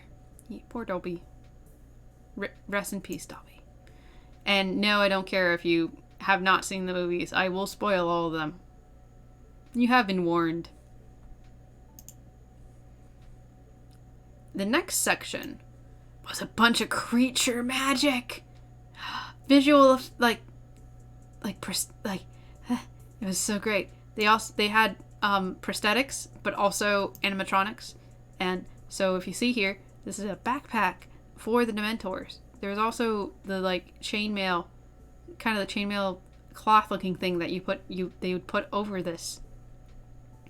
Or it's just really cool. And then there's the basilisk head and his dead. They also had the basilisk skeleton and the Hungarian horntail. So majestic. Over here you have Remus. And this thing was like 6'10", probably, as well. Like, this is a big boy. And then randomly here, I thought I would see it in the costume section, but they had Luna Lovegood's Gryffindor lion hat. Very cute. I was actually looking for it, and I found it. It was at this point that my phone died, and these last 3 photos are from my mom's phone. They were already super far ahead, so I had to run to them. It's like, Mother, I need your phone. I want pictures. And I ran back to find the pictures. I'm gonna have to move my model in a sec to show the bottom one. But this one to the right of me is the stadium from the 4th movie. I thought it was just a really good art piece, and I think it looks better than how they ended up presenting it in the movie. But it looks really nice. Okay, moving back. Nextly, thusly, this is a model ship from the 4th movie. I think the 4th movie might be one of my favorites, honestly. But this is a model ship of the boys' school. It's not an all-boys school, but they always are represented by boys. Of school. In their boat that came to visit. Someday I'll pretend I can do art this well. Yeah, I know. But yeah, no, the Hungarian Hortail. This is all concept art, by the way. It's so good. There is so much more of it that I both took pictures of and admired. But it was all very awesome. And here's Jasper again. Kitty. So yeah, the day of the pre-wedding party was hectic. Not really hectic. The cat didn't really like it that much, though. There was bride-to-be's brother. He and his wife have a little daughter named Nora? I think it was Nora. Adorable little baby.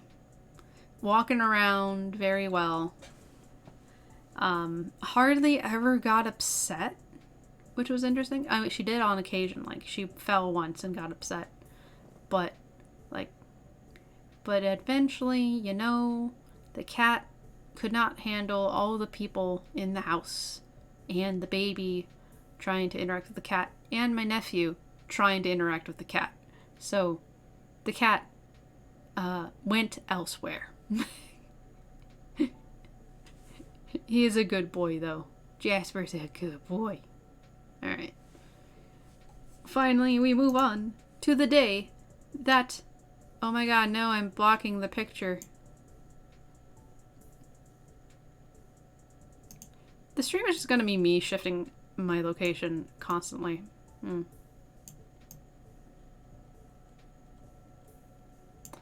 Okay, I'll stay down here for a sec. So, as you can see from the photo, Kane is now at the dinner. Sorry, it was more like a lunch for the wedding. But yes, the wedding was lovely. So remember, some of you, if you were here earlier, I mentioned Woolwich was the location of our Airbnb, or our first one. Well, I think my mother accidentally planned ahead. Or she did it on purpose and forgot. Because the Airbnb was a 5-minute walk away from the town hall in which they were getting married. I don't know why it was in Woolwich when they live in, not gonna say it. But here we are. And moving King down here. A small wedding at Woolwich Town Hall. Walking distance, yeah. But yeah, like I said, very small ceremony, very small brunch in afterwards. There were maybe 20 to 22, 24 of us in total. The wedding ceremony started with... I did not take a lot of photos of the wedding itself because I do not like taking photos of people, if it hasn't already been apparent with my photos so far. There was exceptions to this, and we'll get to that. But the wedding was lovely. It was in a small room, a small-ish room of the town hall. There was no air conditioning because London doesn't believe in air conditioning.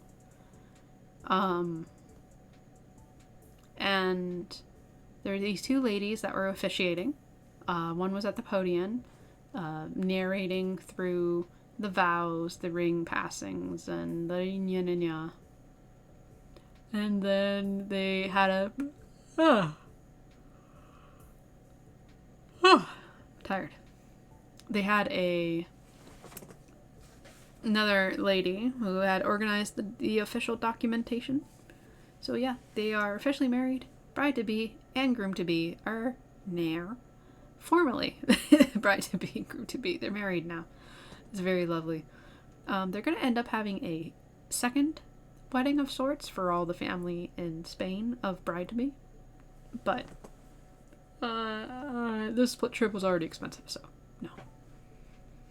And it works out just fine because my sister would not have been able to go. So, after the wedding... Oh, wait, no, I forgot about one funny interaction. So, we were the last ones to arrive, even though we were within walking distance. We were all just getting fancied up and ready. And we approached the town hall. There was a woman waiting outside the door, and she looked at us, and she said, "Are you the Americans?" And we said, yes, we are. And she's like, "Oh, yes, good. Right this way." Like, she was expecting us. Alright. We'll get to the bruncheon with the photos. But after the wedding, there was a bruncheon at a restaurant known as the Plateau, which is within Canada Square on Canary Wharf. Or is it... I don't actually know the particulars of locations in England. In London, but that's what it was. It was a lovely time. I was seated next to bride-to-be's father, and because I had met him before, I met him years ago, about half my life ago. He's a lovely man. He's not fluent in English, but he is what I would say is English Jozu. He is good enough that we were able to communicate. His wife is also very, like, Nihongo Jozu aggressively. In a good way. And I loved it. His wife, bride-to-be's mother, was seated next to my mother, and they had many great conversations. But you know, we were seated on the bride-to-be side of the table, which were all speaking Spanish besides the four of us. And Catalan besides the four of us. And then the English side of the family were on the other table. And then there was a third table for bride-to-be, groom-to-be, and the sibling couples and a cousin couple of bride-to-be. It made sense. But it was a very fancy place. So, to describe... Let me paint you a picture. Imagine that you walk up to a business skyscraper. There's escalators to go on to the next floor up. And on one side of the building are elevators. Technically they're on both sides, but only one of the set of elevators goes to the restaurant. That's important. You go up the elevator and you exit to this lovely restaurant. You're escorted to a particular section that is sectioned off. You're feeling chaotic. Oh no, what did I leave off? What did I leave on?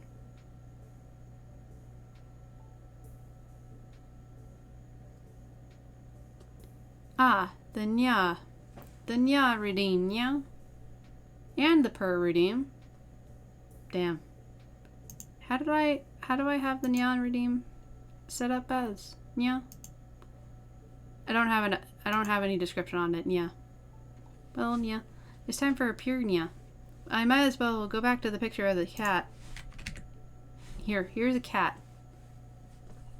Here's a cat for you, nya. It's adorable, nya. His name is Jasper, nya. Nya, nya, nya. I'm so tired, actually.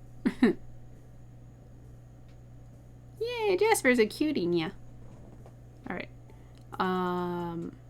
Did we test out if y'all can hear my purrs with the microphone from the distance it is? I don't think so. Okay. In like 30 seconds after I stop talking, tell me if you hear anything.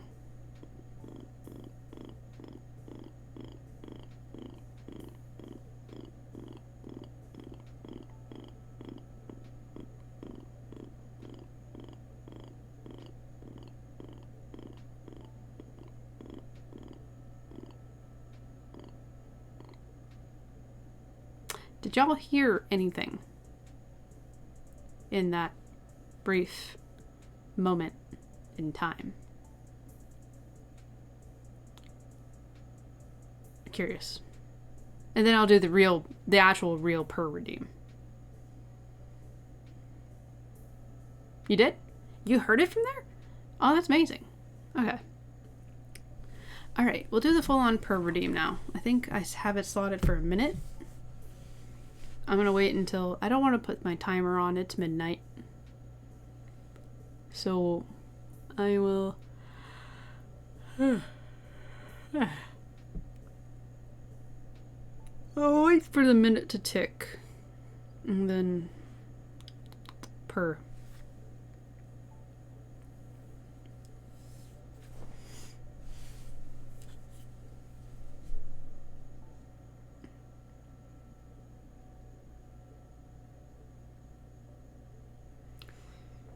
I'll even lean in a little further so it's even more noticeable.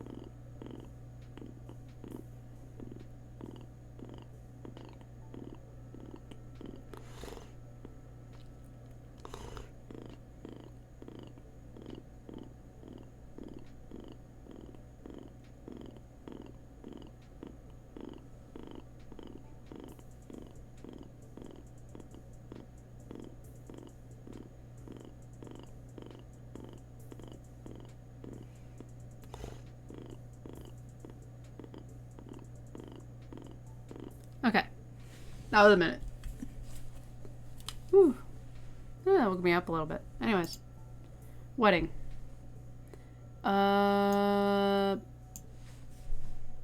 Right. So, we were basically in our own sequestered room of sorts for the wedding. It had fake grass. Just in time to catch the end of that. Ah! Good, good, good. Yeah, that was my per redeem. Honestly, if I didn't choose Dream Eater Dragon, I would probably have chosen Cat VTuber, just because it's the easiest thing for me to do. But, yeah. There's so many cat girls. So... normie. Not normie. I'm sorry. It's not. Anyways. So... yeah. Very fancy place. Long story short. We'll get into the food in a second, but... by far the best food of the day, and honestly the best food of the trip overall. And I still have, we saved the menu of the place because we saved all of the paper stuff from the wedding. bride to be and groom to be's wedding. It was a 3-course meal. For nephew, it was 2-course because he ate from the kids menu. Understandable. They had some starters. I'll list them all when we get to the pictures of the food. They had the main courses and they had the desserts. And then people kept drinking alcohol and coffee. But my favorite food of the day and my favorite food of the trip was the main dish that I had was crispy skinned suckling pig, braised celeriac and satsuma, green beans, and membrillo mayo. Yes, I'm going to have to look up what all of those things are so I can better explain what the hell I ate. But that pork, that suckling pig, was so good.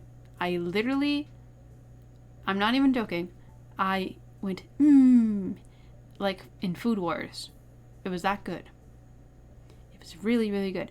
It was so good that my sister, who does not had the same thing, but did not eat the fat of her pork, so I ate the fat of her pork. She ate the skin and the meat, but no fat.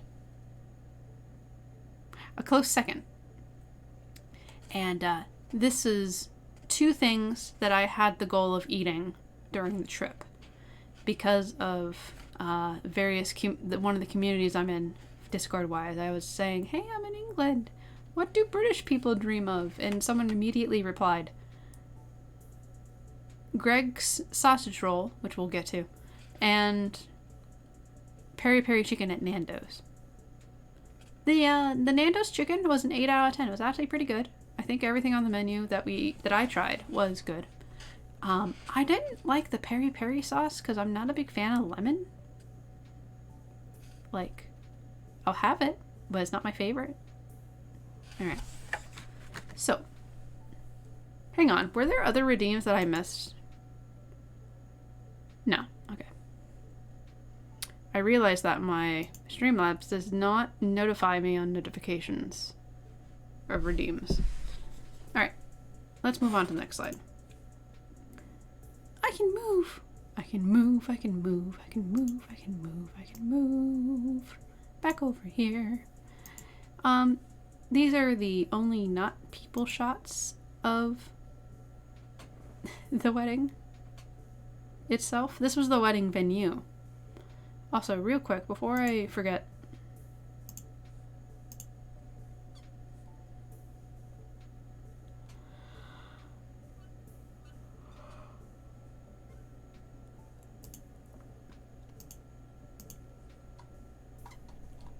okay, don't worry about what I just did.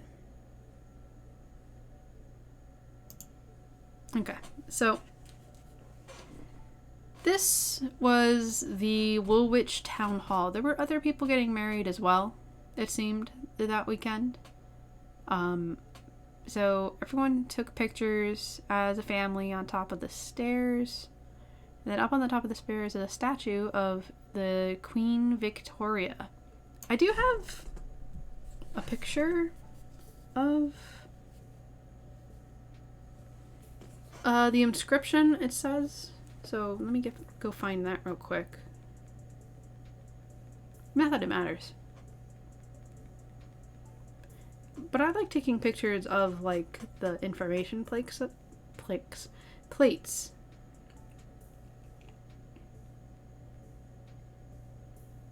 Okay, this is the best one I got.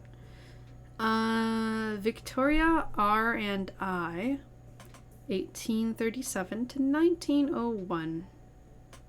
Never mind, I can barely read this. But yes, this is a statue of Queen Victoria herself. With all the classic items. But, you know, I just think it was really pretty there. Alright, here's the food. Here's the 3-course meal that I had.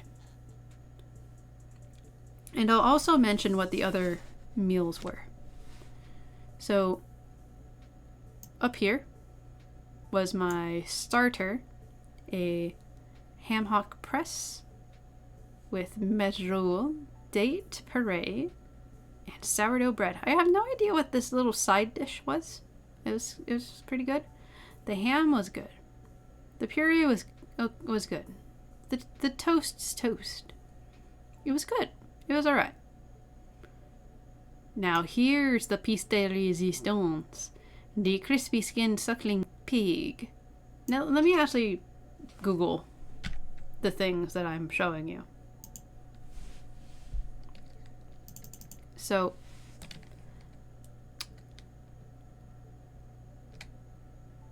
celeriac is a plant. It is a root vegetable. It is the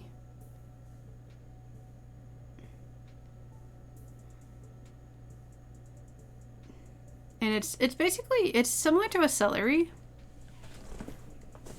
but it goes by many names. Celery root, celery knob, turnip rooted celery. Celery root. I am also a root vegetable known as a potato. Nice one. But you know, it was interesting because my sister can't have potatoes currently because of her temporary diabetes from the pregnancy. So she tasted it and it's like, huh. Or she didn't taste it. She looked at it. It's like, these kind of look like potatoes. So I'm a little worried. So she asked the waiter and he explained that, oh, no. It's like celery. So it's it's the root of celery. Satsuma. Oh, that's the orange I had. Satsuma mandarin. No wonder it tasted familiar. Yeah, so there were bits of orange. So under this pig in the mayo are green beans, bits of mandarin fruit, and celery root. It was all really good, honestly. I don't know what membrillo is, though.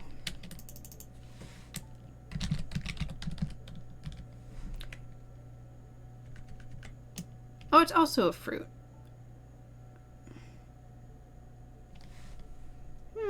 Chintz. I wonder, membrillo mayo? No. How interesting. No wonder. So, interestingly enough, when I had the dish, the orange on its own was weird, but it tasted really good with the mayo and the pork. I guess that's why. And now up here you have the classic creme brulee and a cappuccino. I already had eaten part of it before I took a picture. But it was very good. It was a good creme brulee. The crack on the top was very crispy and nice. And the pudding was smooth and silky. And the cappuccino was nice and hot. For other food options, I might as well read them to you. They also had a vegetarian option for the starter. Lightly curried parsnip veloute, golden raisins, pine nuts, and coriander oil. They also had a smoked haddock and leek croquettes, pickled fennel, and petite poule salad. That would have been my second choice for starter. For main dishes, they also had a cod, carrot anise puree, samphire, and musso velouette. And then vegetarian was a miso glazed aubergine. You know it as eggplant. Shiitake mushroom, black quinoa, and pomegranate. Mom ended up having this one, and it was mid. Dessert was the creme brulee. A chocolate delice brownie, gratin cherries, vanilla ice cream, all combo. and then a sticky toffee pudding with vanilla ice cream. All lovely choices, but I think I made the best main course choice by far. And then, of course, what is a wedding without a cake? Yes, I had to block out the names of the bride-to-be and groom-to-be. Now bride and groom. But the cake is lovely. It tasted very good. That is a chocolate ganache between the layers with a icing of sorts on the top. Very good. I think that's it. Yeah. Like I said earlier, the wedding was basically the most of that Saturday. We went home and did nothing else and ordered Nando's after a few hours.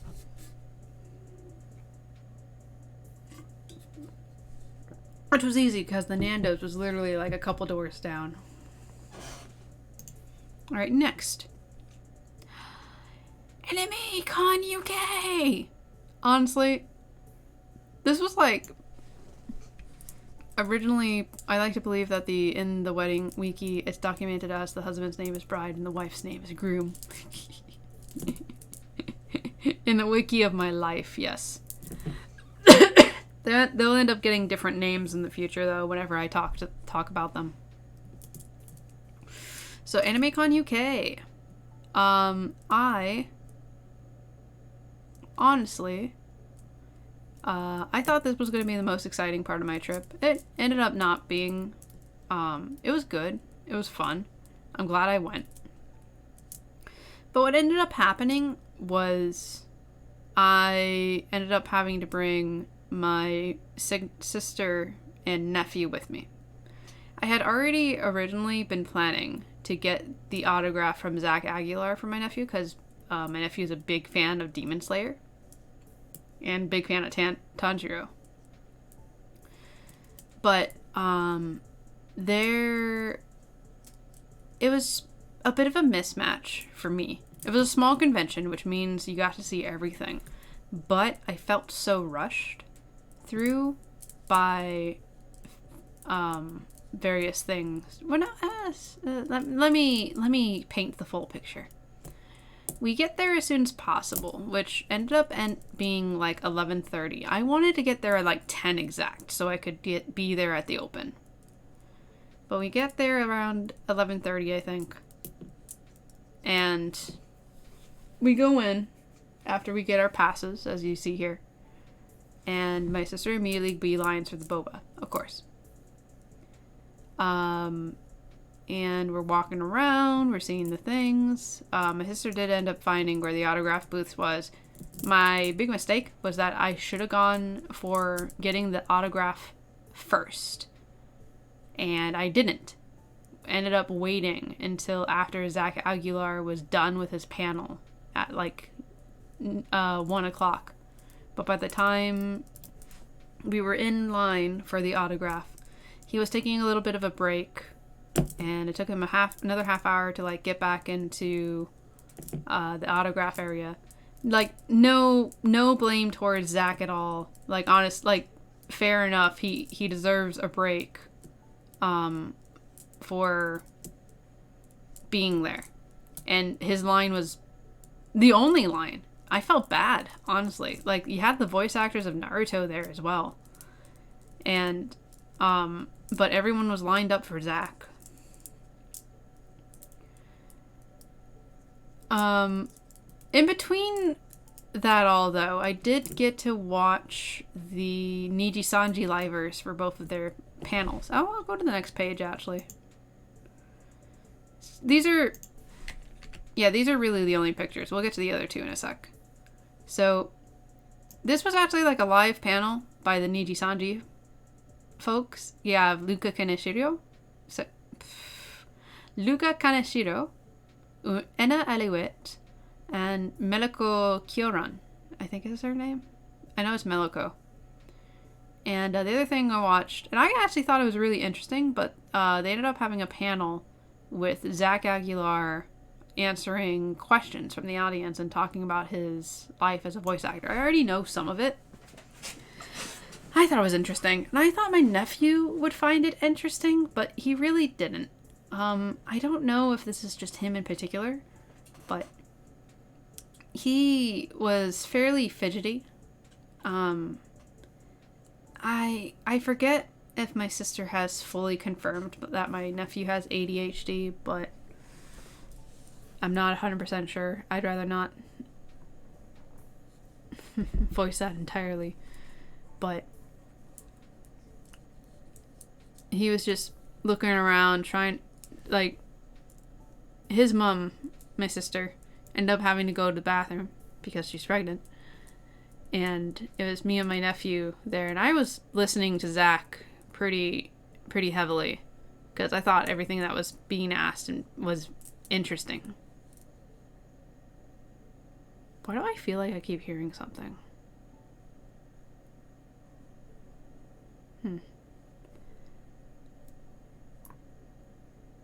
But, yeah, no. My nephew was really happy to meet Zach Aguilar, if a bit shy to ask a question. It was mostly just, me and my sister talking to Zach about, like, hey, have you been enjoying the con so far? And he was like, oh, it was really small compared to the other ones, like MegaCon and the ones in LA. And he was like, oh, you guys are American? What are you doing here? And it's like, well, we were here for a wedding and a bunch of other stuff. And it was a good conversation. But then after we got the autograph finally signed, it was like 2:30 by the time we got the autograph signed.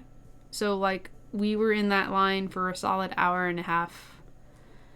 And there was another Niji Sandi panel I wanted to see. And my mom, we had, I guess, decided that 3 o'clock was around the time that she was going to pick us up. My mom ended up not going to the anime con. She went and found a castle to take pictures at. Don't worry, there will be a castle in these photos as well. Not that one though. But the sad thing, and I'll go back a slide. So it was fun overall. But my one regret is not getting to see Taryn. I don't actually know how it's pronounced.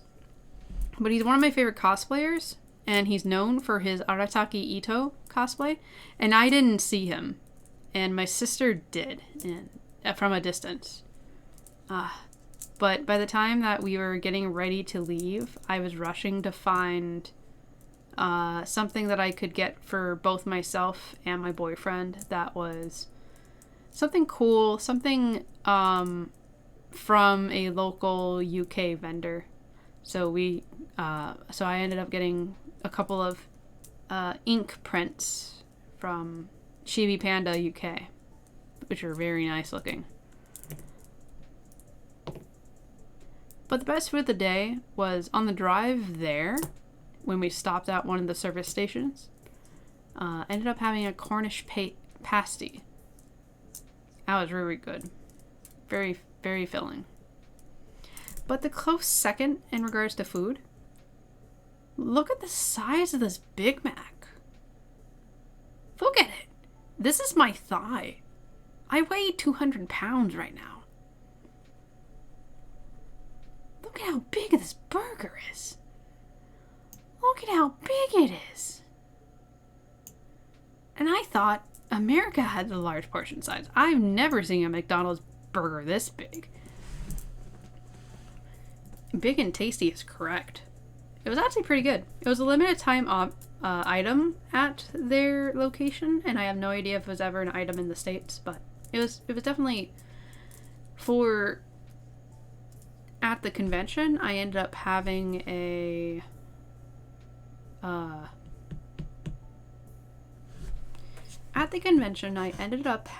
duck wrap, and it was okay. But other than that, and like a couple of bites of the Cornish pasty, I didn't actually have the whole thing. It was mostly my mother's. But this burger, it definitely was what I needed at that moment.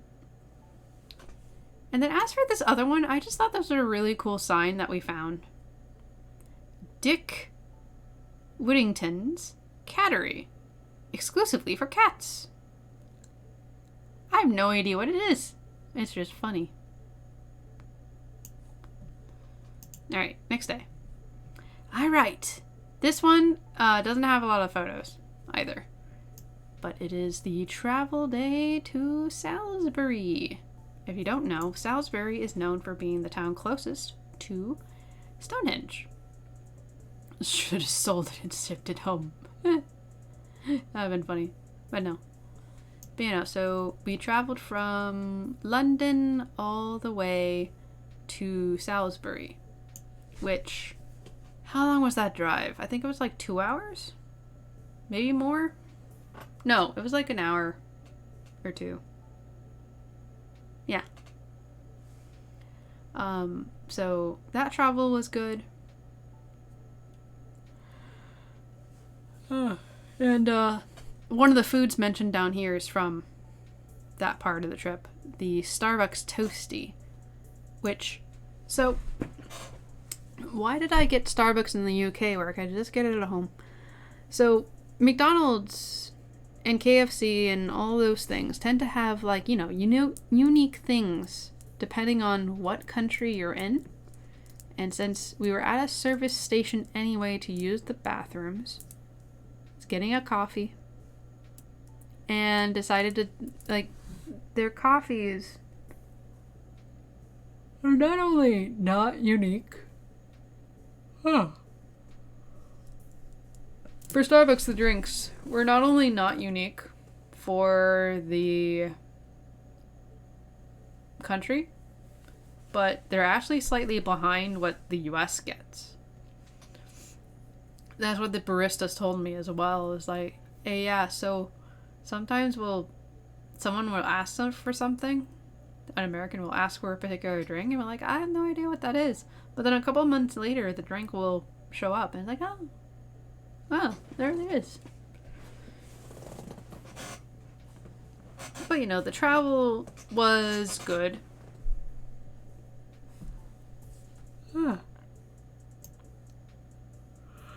After that, we checked into the second Airbnb.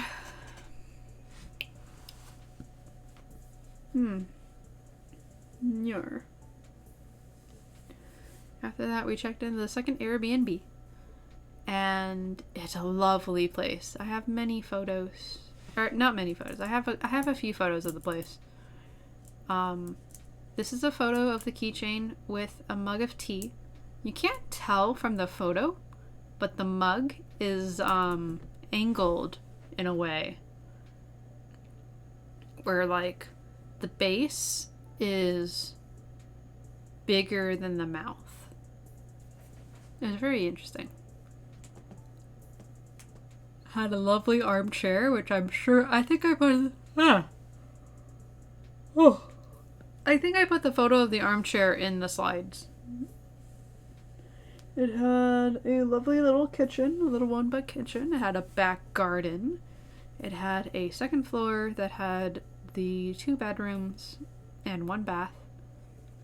I slept on the couch. It was uncomfortable, but I dealt with it. Eventually, after Wednesday's morning events, I ended up taking a nap in the bed, since everyone else was awake anyway. So after we checked in, ended up going to Italian, and because the Airbnb provided a discount coupon.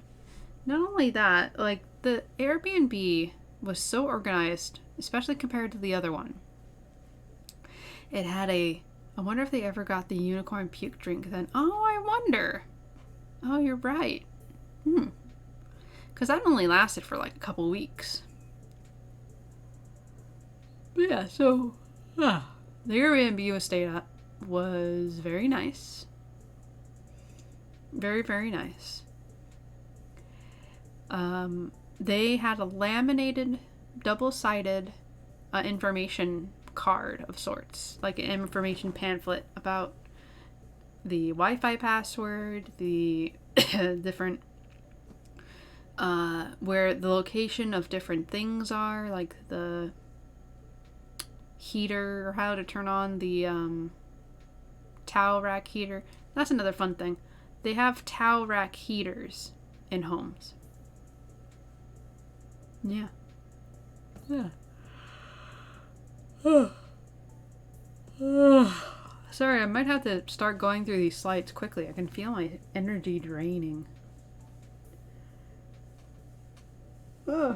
Trying to also get back to my usual routines. Alright.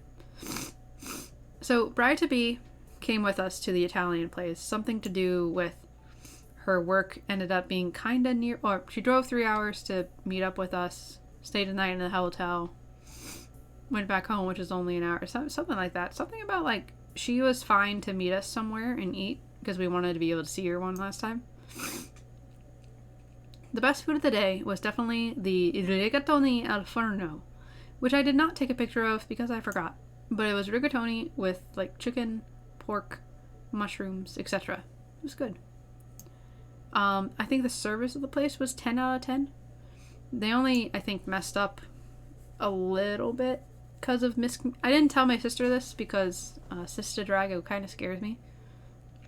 But I think the reason her steak came out at the seasoning it was...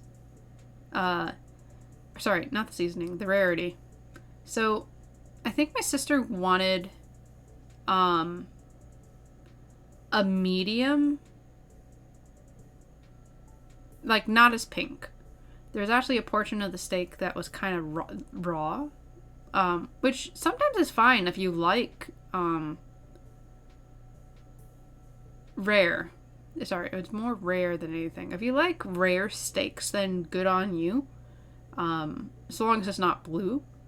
But the steak for her wasn't fully cooked, and I think that, but the way that my sister asked for it was like somewhere down the middle for the steak, and I don't think that's a clear communication of like what a restaurateur, like a chef, would hear. It's like, oh yeah, they said that just cook it down the middle or something like that. That's not how you say it to a chef. You have to say medium rare or medium or well done.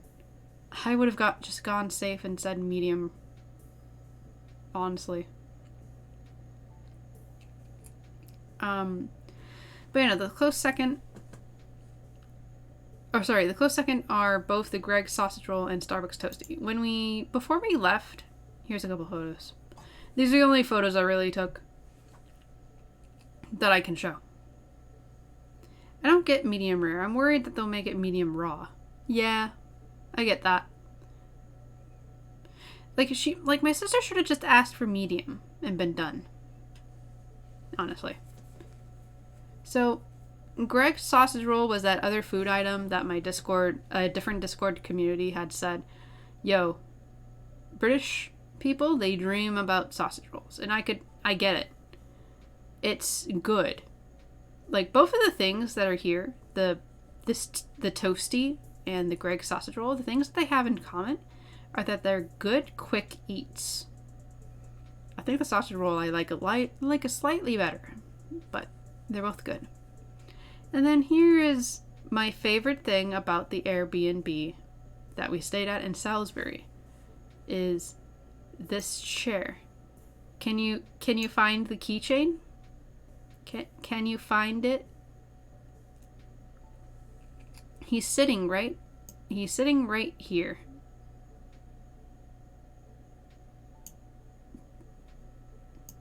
Right here. He's enjoying the chair too. Honestly, the comfiest piece of furniture in the hat. It is not a cat, it is a wolf. He is a wolf. Actually, let me zoom out. Emery didn't see the full thing. This is Kane Knight, 1/5 of Invicta, Royal Knight of His Majesty. He is a wolf. He is my Oshi. And I have his keychain. So I brought it everywhere. And took a bunch of pictures. I don't have a problem. I'm kidding. Alright, moving on. Tuesday. He's a small wolf, yes. The farmer's market in Salisbury. This is a lot of exploring Salisbury. So there was a farmer's market. It was in Market Square, and then we walked around looking at old buildings in Salisbury, looked at the Salisbury Cathedral, and then I had my own little solo adventure going to the museum and the water meadows. And my best food of the day, honestly, was this box of Turkish Delight that I bought for £15 because I wanted to try a little bit of everything, and it's all really good, and it made me think back to my time reading The Lion, the Witch, and the Wardrobe and watching the movie. So it's kind of like a nostalgic check mark. Really good, honestly. I sped through this portion because I'm just gonna... There's a lot of photos. There's a lot of photos from this day. So I didn't take a lot of photos of the farmer's market, but this was one of the buildings that was on this map for a historic walk around old buildings that were all built or important to women who helped Salisbury grow. This was a church that I think was this was a big old church. What was cool was that this courtyard, the door is closed and locked, but if you walk up to the window and the lady at the window will walk around and unlock the door so that people can go in and explore this little chapel. I had a kind of cool panorama shot, but it had pictures of people in it, so I didn't want to post it. But the highlights, look how big this is my hand for scale. This is a big Bible. I think this is one of the biggest Bibles I've ever seen in my life. And while I'm not religious, I can appreciate the style. Now, this cross you see here, it is said that a bishop or priest of sorts had carved this into the altar itself and would use it for prayer. And so it's just a cool thing. You know, I did it. I ran my fingers over it and grabbed some good luck. Next up, the Salisbury. I did take pictures of other old buildings, but none of them were as interesting as that first church. Or this one. This is the Salisbury Cathedral. It's huge. It's massive. From what the museum lady, Grace, I'm going to name drop her at least, because I'll lose track of thought overall. Plus, if you go to the Salisbury Museum, she works there. It's fine. Tired. So this is the Salisbury Cathedral. It's massive. It's huge. You can see it from pretty much any corner of the city. And according to how the history of Salisbury came to be, there was a location called Old Sarum that was back in the 1000s and 1100s or something like that. They had Old Sarum be like the city of the area. But the bishop of the cathedral in Old Sarum didn't like the way that the garrison was handling things. So he got permission to build a cathedral in this particular cathedral. Now, obviously, building something like this takes a lot of manpower, so it brought people over. And eventually, Salisbury ended up thriving, where Old Sarum is now ruins.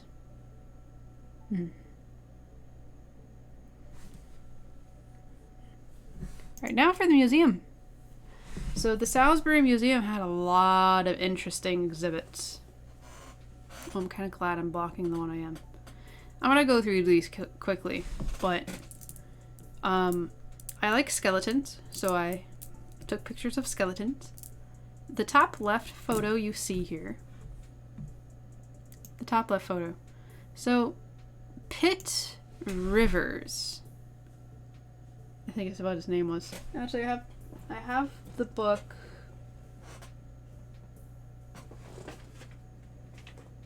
Here it is. So, the other cool thing... Oh, this is where my solo adventure began, by the way. I really wanted to check out the museum, and my family, the rest of them, wanted to go home. So, it was decided that I would just stay and get my own private tour of the museum. They were a half hour till closing, so I only really got to see the pre-Salisbury establishment stuff, which was plenty. And the Shakespeare Cottage Airbnb that we stayed at had a brochure for the Salisbury Museum. If you turn it in, when you buy your ticket, you get a free book. You get a illustrated book with photos of a bunch of the exhibits, especially the big ones. So, getting back to it, I have some excerpts from some of these things.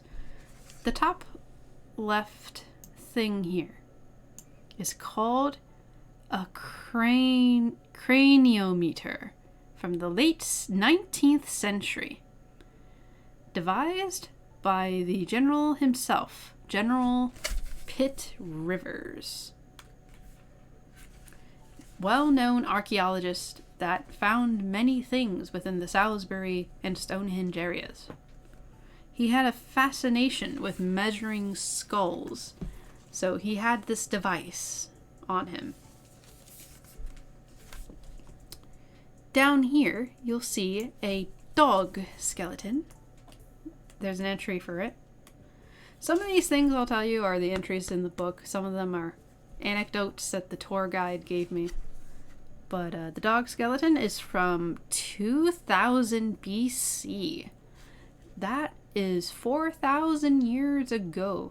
This is an old Drago. Look how nice that skeleton is. Found as though asleep in an early Bronze Age pit near the flint mines at Easton Down, near Winterslow. Very cool. The tour guide and I were chatting about it, and we think it might be something of a ancestor of the whippet, or a greyhound. Similar statures. All right. The one up here is a wolf's jawbone. I just thought it was cool. The one down here is things found at a feasting pit, and no, I'm not going to move. This one is interesting. So it's actually 4 skeletons here. There's a mother, her child, and then 2 children that are not hers. Obviously, it's a mystery as to like what exactly happened. They think maybe it was some form of illness shared between them. Another skeleton that I didn't take a picture of, that was interesting. He apparently has like extremely large hands for his size, so he might have had the same like constantly growing disease that Andre the Giant had. Possibly. Now this skeleton's interesting. So this is known as the Amesbury Archer from 2300 BC. That is 43,000 years ago. I'm 4,300 years ago. I keep construing my numbers. I'm going to read the excerpt. The museum contains one of the foremost Bronze Age collections in the country. Among the more significant finds is the internationally important late Neolithic discovery known as the Amesbury Archer. This is one of the richest burials of this period, known from Britain, and contains the earliest dated gold ever. There's an excerpt, but not specifically. More significantly, the man interred appears to have originated from somewhere in the Alpine region of continental Europe before coming to this area, finally to be buried just a short distance from Stonehenge. Yamsbury? Oh, wait, not Yamsbury. Amesbury. Amesbury. You almost have it spelled right. I'll spell it. Amesbury. But you were close. So yeah, what's interesting about this skeleton that the tour guide was telling me. So the reason they know he's an archer is because of his wrist guards, which I don't know if I have any pictured here.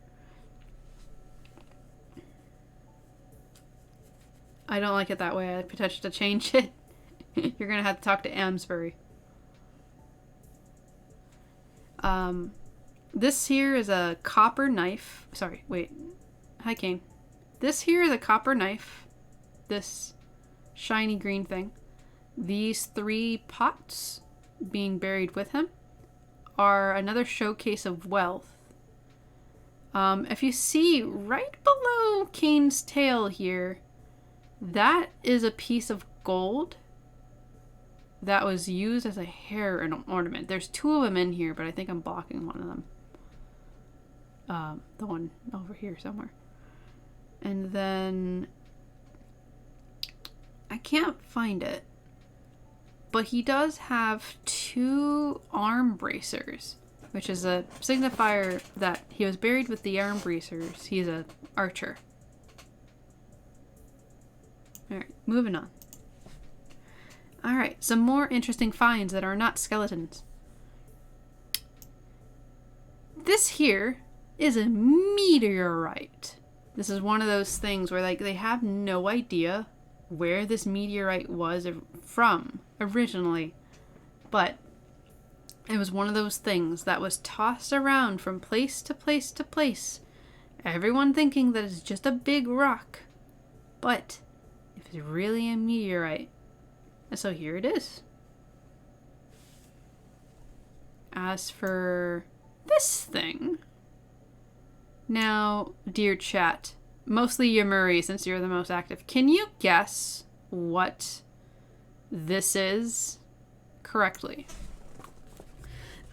I did this as like a kind of a quiz to my family, and none of them got it right.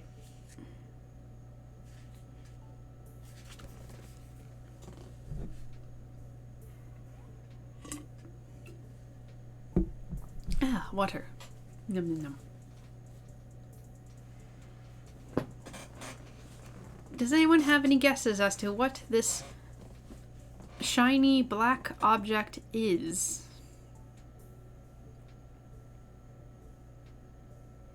Anyone at all? Going once. Going twice. Sold. So, it is actually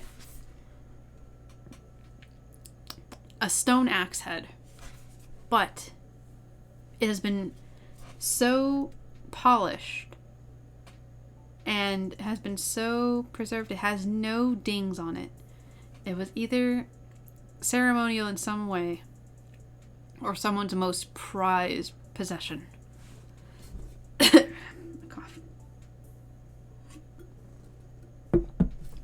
A highly polished early Neolithic axe, said to have been derived from a barrow near Stonehenge in the 18th century. According to 19th century antiquarian Dr. Thurman, this was one of the most beautiful and elaborately polished stone celts known. It is made from eclogite, a type of stone which comes from the Italian Alps. They suspect that this was something that was traded to someone in the area. It's from 4000 to 3000 BC, so it's either somewhere between 5,000 and 6,000 years old. That's crazy. And then the rock you see is a rock that they presume is from Stonehenge, but they are actually not sure. I touched it. It's fine. Totally allowed to touch it, actually.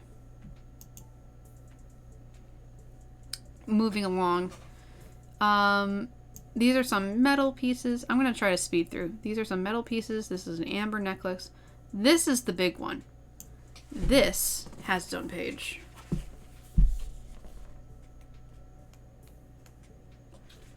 Gold torque from year 1200 to 1000 BC, found near a bronze axe in a hole beside a burial mound in Moncton, Devereux. Now, there's two interesting things about this. This being from the 1200s at the very latest means that it is 3,200 years old at the latest. This is an old piece. This is from early metalworking. It is shocking how detailed it is. It's kind of small. It would fit your wrist, but it is so intricate. One bar of gold, spun and spun and spun until it made this beautiful thing. I would wear this if I saw this in a store. The other interesting thing, and I'd have to research this later, but not supposedly, this item is the reason that current laws in regards to collecting things from museums. What is it called? I forget what it's called. Oh no, I'm actually about to pass out. Alright, we're gonna speed. Kane, come here. We are speed. I need to get my mask. We're about to go back. Oh no. Okay. This is a mosaic that was on the floor of a courtyard in the era of Roman Empire occupancy. This is a sarcophagus made of limestone that had a woman and child in it from the same time period. This is a pointer made of gold, a crystal, and what it might be lapis lazuli that was likely put on the tip of an ivory stick as a pointer. Also, as part of my mini adventure, I'm going to have to move my model because look how beautiful this snail is. If you don't know, I'm associated with the animal of a snail by one such Nicholas Nello of Invicta. So I had to take a picture. It's very beautiful. They have what are called water meadows, which is an ancient form of irrigation. And this was just a really nice picture of the Salisbury Cathedral and some sheep that were near the farm. Alright, now we're on to Stonehenge. Yes, I did it. I went to Stonehenge. Very fun, very pog. It was also, the reason we did it initially, in the first place, is because my mama Drago's birthday is that exact day. It is the summer solstice. So we got there early in the morning at like 2 in the morning. Got us sort of settled in. I explored a bit. There's no hinges though. I know. Disappointment. We got there at like 2 and stayed through the sunrise up until like I think 6:30-ish, and when I convinced my sister we should leave before the traffic. But it was very, very fun and interesting. There was a lot of celebration. There was a lot of different like factions. At noon, we went to a tea party at the Red Lion Inn back in Salisbury, and then for dinner we had Chinese takeaway. My food of the day is the Chinese takeaway. It was really good. I actually like it better than American Chinese food now. Close second are the cheese sandwiches that had salmon. Okay. This was during the nighttime. These are the best photos I could take. This is my exception to I don't take pictures of people thing. My camera doesn't really do well at night, so I blurred all of them out. Sorry, they were already blurred out. Now, the one thing I need to figure out in the future, what is this thing? I need to know what this is. It was so mysterious. It was shining brightly in the distance as Stonehenge was there in the dark, surrounded by people. This lighted up thing had its own circle of people spinning and dancing and playing drums and saying mantras. And by the time the sun rose, it was gone. So I had no idea where it went. I'll figure out someday. And then I also found a wizard. I asked very politely to take a picture, and I didn't want him to get doxxed himself, so I left his face alone and covered it. Here is Stonehenge.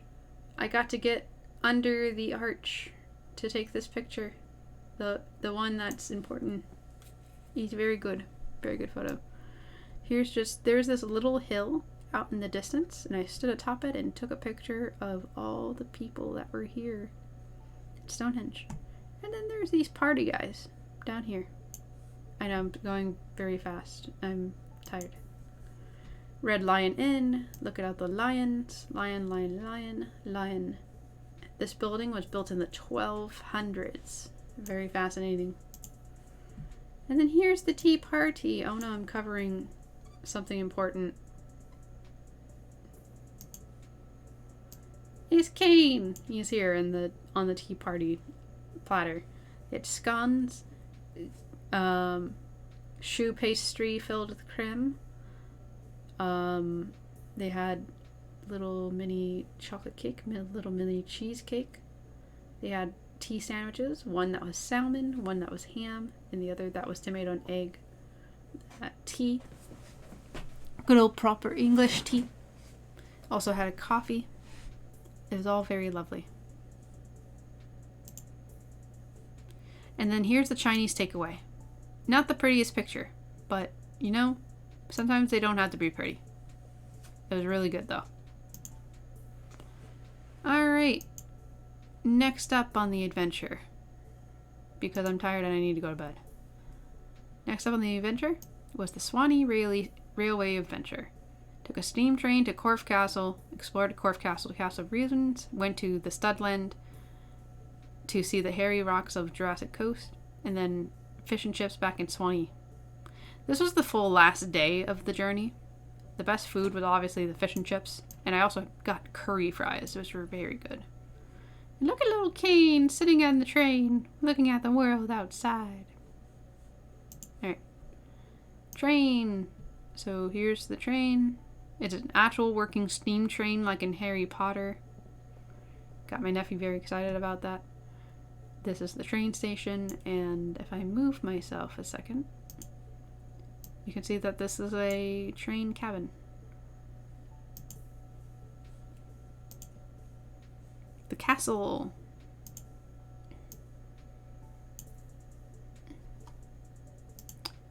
The castle itself, the view from the castle, are my favorite one at least, and then this wicker dragon. Very cool. Ooh, I'm gonna hide this, and I'm gonna hide myself. So, can you spot Kane? Where's the keychain? Where's the wolf? Do you see him? This was like one of those pictures that I took because I needed at least one picture of a knight character in a castle, and it was the best I could do.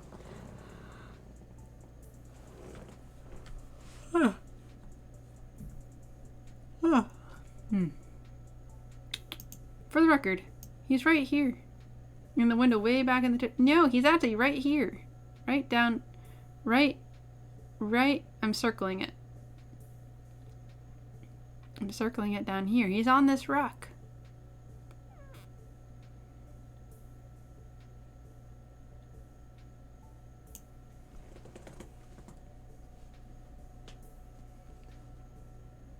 I thought it was a very nice hiding spot.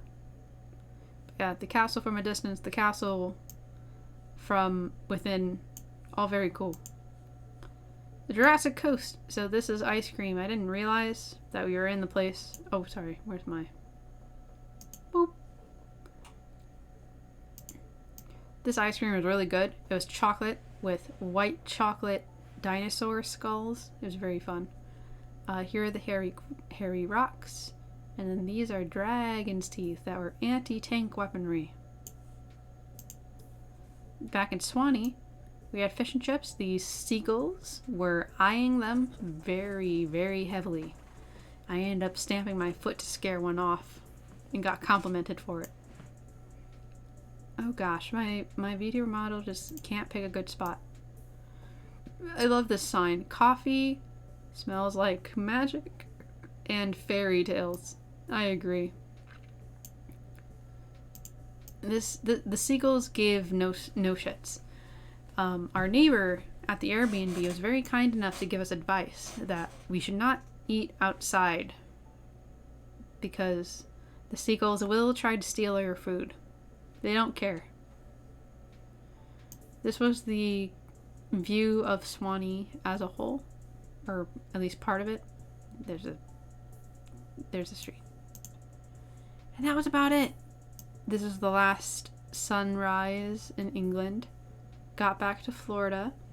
The airplane, when we got on it, didn't have AC because did you know that the AC that you get from a plane when you're on the ground is different from the AC that you get when you're in the air? Yeah, sorry, I'm speed.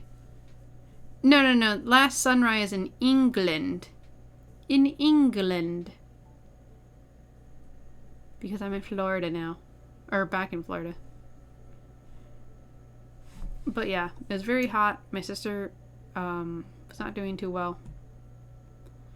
And all the stewardess were very sorry. And the car was terrible. I'll talk about that another time. And yeah, that's it. That's all of it. That's all, folks. Now, oh, I'm tired. I'm so tired. I might do this again. Like, I might save this PowerPoint and bring it up to people when they ask, because not all of my usual viewers got to tune in today. But I'm just about to pass out. It's been nearly 3 hours. But Yamuri, thank you for being such an active member of the chat. It was lovely bouncing thoughts back and forth, and I'm sure that I'll catch you again on another stream. But for now, I must sleep. Thank you also to Watasi for popping up. They missed out. I feel like this was an exclusive. It is. It was kind of is. There will be a VOD, and I'm going to try this week to focus on getting my VODs onto YouTube, finally. Thank you for saying. You're very welcome. Onyx! Oh no. Onyx! I'm just about to go to bed. I was just done. But there will be the VOD for you to watch. And then I'll talk more about my adventures in England. I'm sure there will be many questions from anyone and everyone. But I do have the PowerPoint at the ready. Yeah, thank you, Onyx. Alright, let's find someone to raid. Is Kane streaming? That would be very fitting. He is streaming. Look at that. Perfect. Just what I need. The raid message, if you will be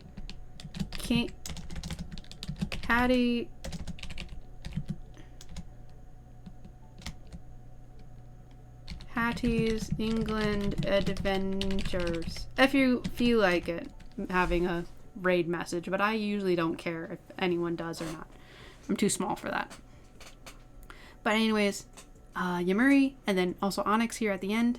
Thank you so much for joining the stream. Watasi earlier, and also Big Teddy earlier as well. And then there was a name that I couldn't quite pronounce, but thank you as well.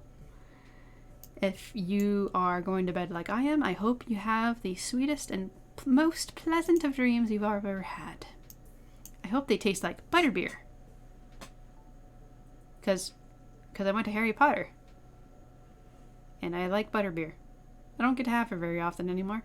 Anyways, I'll see you later. Bye-bye.